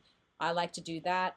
But ultimately, the best way to manifest that day is to keep very clear about a frequency or an energy that you want to manifest. So let's just say, for instance, if I wanted to manifest an amazing car on that day, whenever I drive my car or whenever I see any car, I would just picture that car all day. Or if I want to manifest more money, I would walk around all day as if like I'm a millionaire. Or, there's different practices, but it's basically the portal's open and this is a time to manifest and everything's amplified. It's like on steroids. So this is a time to release those contracts, call in what you want, align with everything that you want. Business is ramping up and I feel so good. Yes. Is there a romance, a commitment relationship in the near future? Any insights in the business as well, if possible? Yes, we love that. I have a live on the 8th in the evening for those in North America, 7:33 p.m. Pacific time. Hell yeah. Love that. Yes, guys, join his live. I think I have, no, not here. Never mind. 8/8 portal specially. Yes. Yeah, I would do also like a meditation, like look online or anything that you guys can find about it. It'll be great. It's a time to really set those intentions.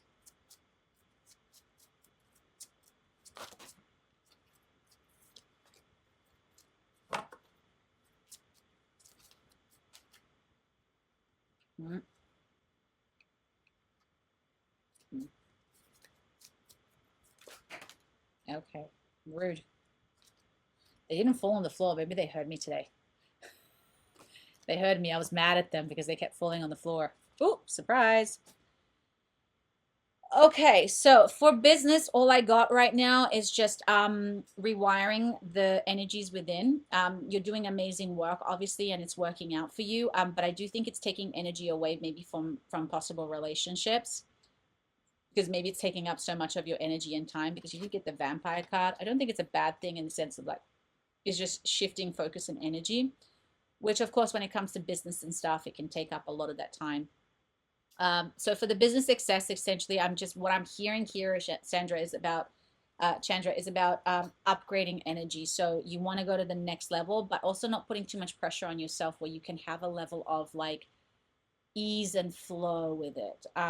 So how do you speak to yourself? How do you see yourself? Rewiring the waters within your body. So Chandra, who started off this business, she was at a certain frequency, spoke to herself a certain way.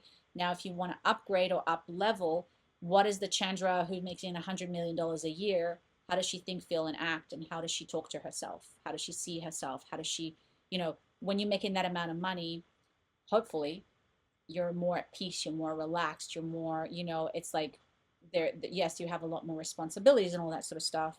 Um, Now, I do see somebody coming in for you, by the way. I do see a relationship eventually. But I think, again, the energies need to, there's just energy being drained somewhere else. So I think your focus and attention right now is on the business. But the relationship is coming. So again, with this one, I don't know if you've done the what do I need from a relationship? I always say this because it gives you clarity and direction and energy. I think in the past as well, you've attracted people who are, when I get the cosmic angels, I don't like that card. I have to be honest, even though I designed that card and wrote it myself. There's nothing wrong against them. It's just they're just ugh, they're just difficult.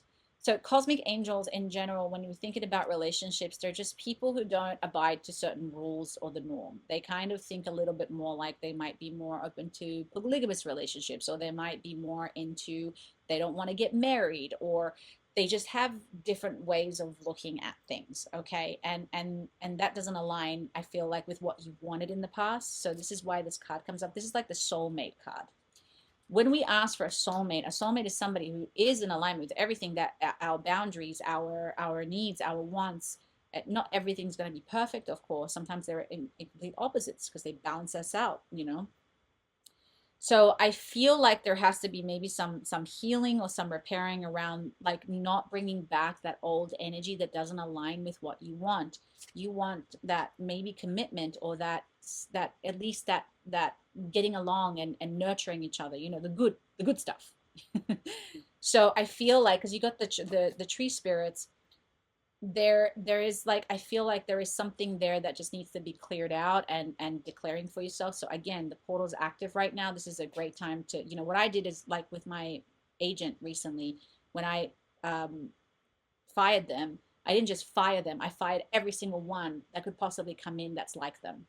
So I didn't just fire the one agent, any energy that is similar to that, I said, you're not coming in, we're done. And I'm calling in the agent that is what I want and need. So anything outside of that, I'm not allowing in. I'm not going to compromise on that for myself. I'm really declaring that, because I'm like, I'm done with this game. I get that. I learned the lesson. I don't want to learn it anymore. So it doesn't have to be traumatic or anything like that. It just means that you want somebody who uplifts you and supports your business and supports you. So resonates so much on all levels. Just met someone in New York City and I'm in California. I love it. Good. So and again, just working with that and declaring that for yourself. I want my man in California. And that's hard, guys. I mean, somebody can move, okay? But long distance, again, if you're not somebody who needs quality time, or who is not like your love language is not touch, cool, can work out. For me personally, I know myself. I don't, I could only put up with, I'd have to have an end date. Like, as in, either you move or I move, or that's it, for me.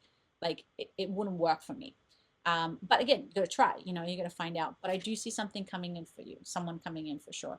And just with the business, it's just upgrading, you know, just next level, girl. You're moving up, and obviously don't shoot too high where you're going to like freak yourself out. It's just that gradual, okay, we're here and we're going to go here. And from here, we're going to go here. What are the blocks? What are the things that are taking my energy away? Let's heal that. Let's rewire that, you know, and you know what you're doing.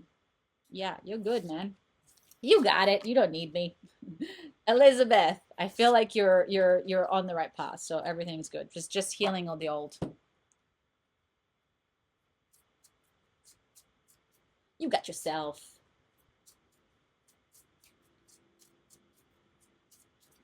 Woo. It fell on the chair.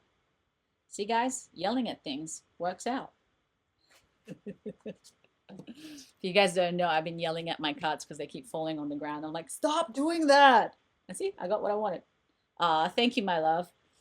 I've pinned a lot of hope and energy on getting justice and fairness. Tonight, a huge wrong that been done to me and my kids. Oh, I'm so sorry. But it is draining. Fight, fight, fight. Do I have to give up on that somehow? The wait for it causes a lot of anger. Yeah, the rights to correct the wrongs. Okay.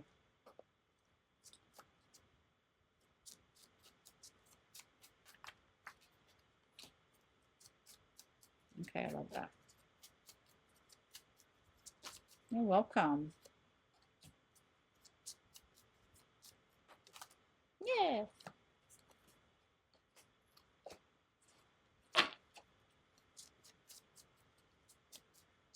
Anything else? Ooh, rude. At least it fell by my feet. Rude. Ooh, okay, okay, relax. Jeez. Yes, okay, I get it. Okay, so the first thing that I heard, my love, is that you have to remember that this is not a fight that you have to fight alone. I know it feels like you are, obviously, but I am hearing that, you know, you got to remember about your spiritual team. They can do so much more for you. And sometimes when we take everything on, we're rejecting the help of the spiritual team, and we don't realize that we're doing that. So you got the incarnated angels. So this is the time not to be afraid to ask for help from people and your spiritual team. It I feel like you need that comfort. You know what I mean? You need to feel like I don't have to carry this all by myself. Take it. Help me out, man. You take some of that. Um, so this also requires a level of surrender and stops. And also, like, I understand that this is a fight, but also how are you showing up in this fight? You know, you're showing up with, you have all the weapons, all the armor. It's you against an army, right? And so, of course, that's going to feel like this is impossible to beat. But I don't feel like that's the case. Imagine if you showed up with a team of like 50 million angels behind you, you know, and even though if it's just mental, let's just pretend that they don't exist, which I believe that they do. But if they don't, even if just feeling that energy behind you, you already feel so much more empowered. I have somebody at work, by the way, recently who is going through something awful where their husband and them have broken up. The husband has taken away the kids and he is going to court. And the husband is a typical narcissist who, of course, will do anything to make him look like the bad guy. And he's too sweet to fight.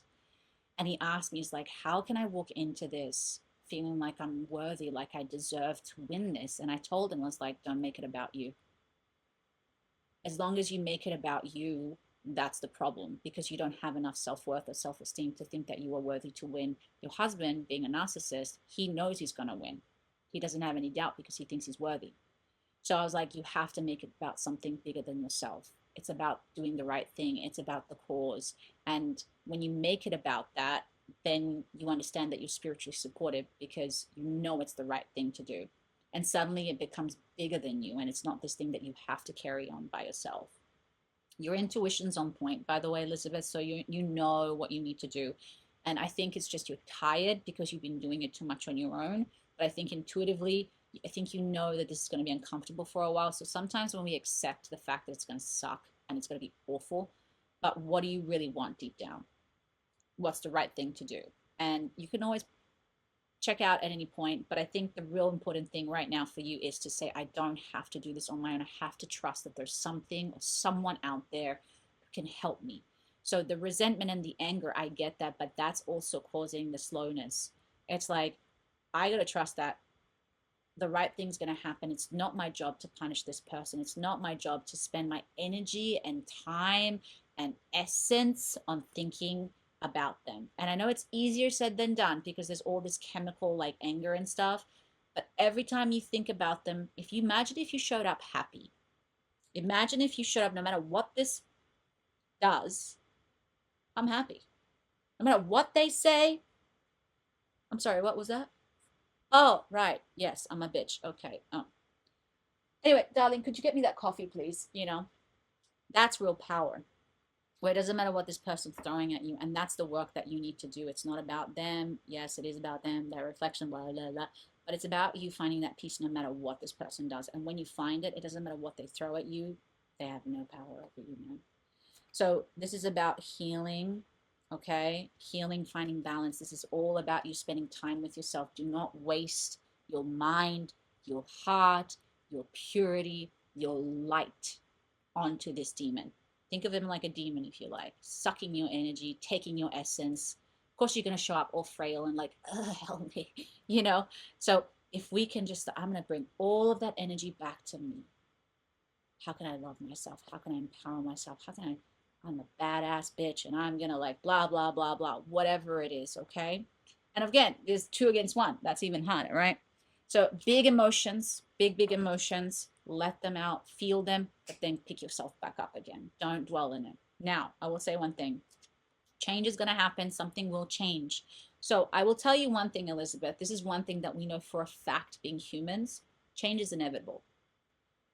Things will change. This is just a temporary process. So understand that, I love this word. Magic awaits those who dare to discover. So follow your curiosity and let the journey begin. The more resistance we have towards this thing, the more suffering it's going to create. So I would just take some time to connect to your spiritual team and just say, guys, I'm done. I need your help. I'm giving you permission to help you because angels, you have to give them permission. I surrender this fully to you. And above everything else, give me the assistance to help me love myself more, heal myself more, take my power back, and feel powerful no matter what happens on the outside. If you think about a demon, just so you know, demons live on fear and an exchange, an energetic exchange. So demons can't live on their own energy source. They have to have an exchange and agreement. The minute you take your power away, those demons lose their power. So if you think of them kind of that way, the more you seem distressed, the more you seem distraught, the more you seem upset, that's all fear energy. They're feeding off of that. So the more you take your power back, the more you heal yourself, the more you empower yourself, the happier you are, the weaker they become. Love to say that this is like, that's easy. So I'm just going to wake up and just go, whoa, I'm so happy. Of course it's not like that. It takes practice. It takes work. It takes knowledge. So take this time to go, every day, read a book that inspires you. I do that in the morning. I read a page of something to keep me, because if I don't do these practices, I fall back into my depression. So of course we don't want that. I feel like it'd take a long time now to do that, but I meditate. I listen to podcasts. I listen to things that, how can I build self-empowerment? How can I find myself again? Thank you. It's been a lot of work. Yay. Oh, that's nice. Yes, easier said than done, but I do believe the angels are with me. Okay, so I would just say talk to them every day now. Establish that relationship, but remember with angels, you have to give them permission to help you. So you say, hey, I need your help, guys. I'm ready. I need your help, and I give you full access and full permission to take over. Thank you. Show me signs that you are by my side. Show me signs that I'm supported. Make me feel that love and that light right now, because I need it more than ever. Thank you, thank you, thank you. I receive. So focus your energy on them.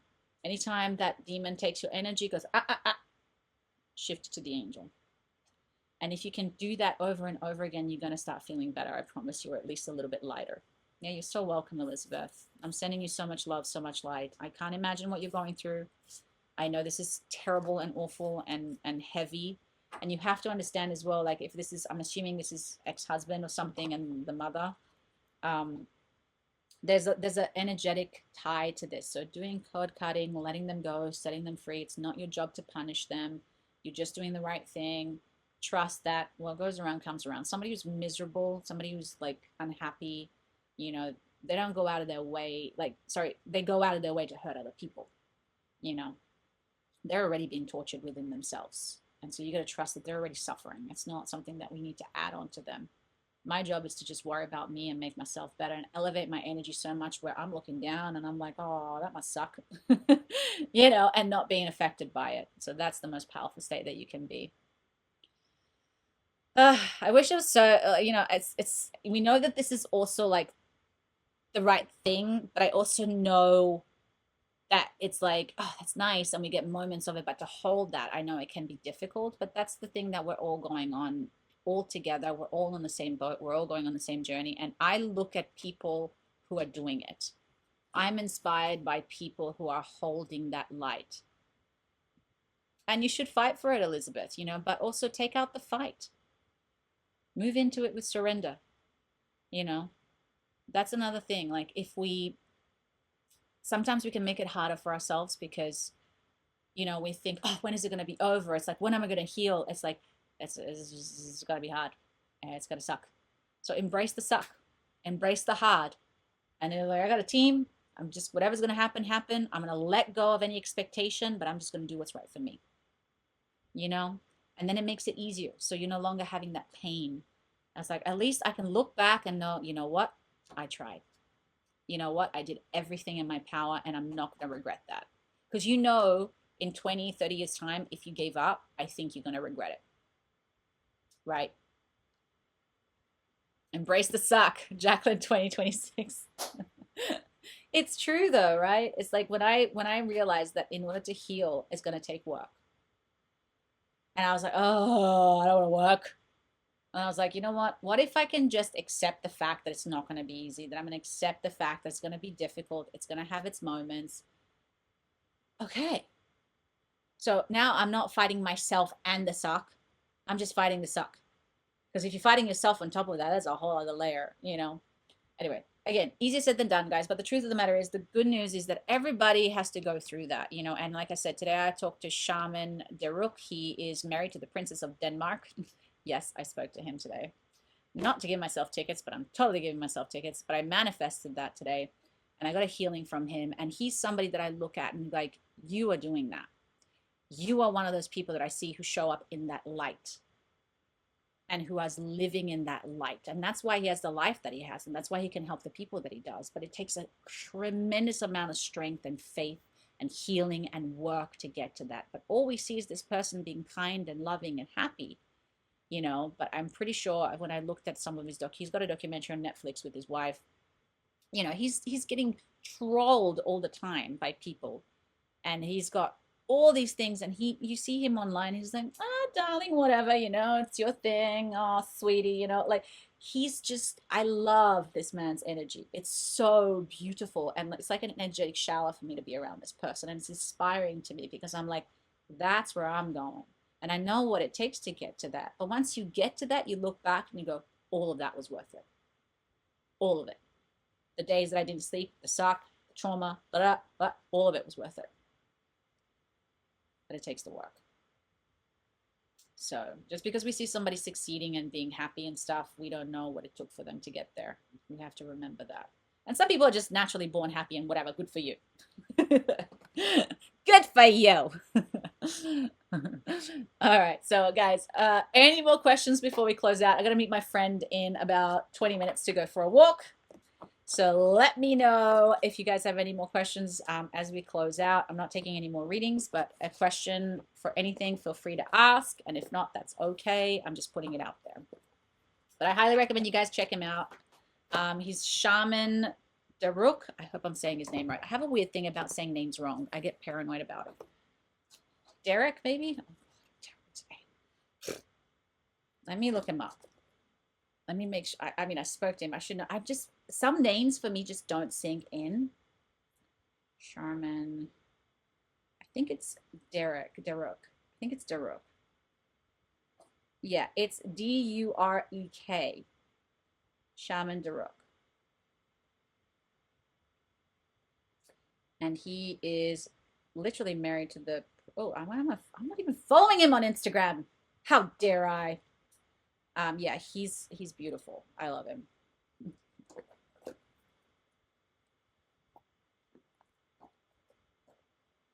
Did you do a collective reading earlier today? Yes, I did. I did it at the beginning. So whenever I do these readings at the start of their lives, I do first and foremost, I do a group reading, and then I take on the one-on-ones. And I cannot remember what I said. I think it was something about, no, I can't remember. I'm blanking out now. If anybody remembers, let me know. Um, wow, brain fart. I thought I was going to miss your live today because of a prior appointment, but I'm so, oh, thank you so much. It's so nice to meet you guys. Thank you for the new people that showed up. So guys, definitely go and check out my stuff on Insight Timer. I have a ton of courses. I have a ton of meditations on there, all of the pretty stuffs. Um, Oh, Yanessa. You know, Yanessa's, I feel like Yanessa, you're like my number one fan.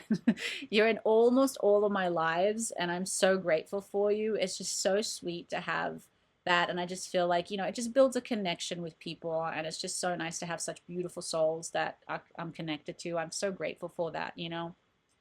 Oh, you're so welcome, guys. It's just everything. I mean, if for those of you who know started my journey on here, my first live was hilarious because I was so nervous. But I wanted to build a community, and I wanted to get to meet beautiful people who are like-minded, who are spiritual, who are on the healing journey. So I'm just so grateful for all of you guys because it's so needed, and it's so important that we do this work because this is how we're going to heal each other and the world. So did you ever find that dog sitter?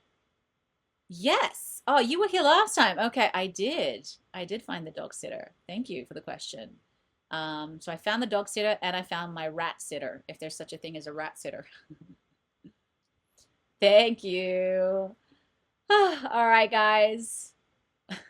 I need a rat sitter and a dog sitter. It's like it's only I can say that. It's like, so I have a rodent sitter and a dog sitter.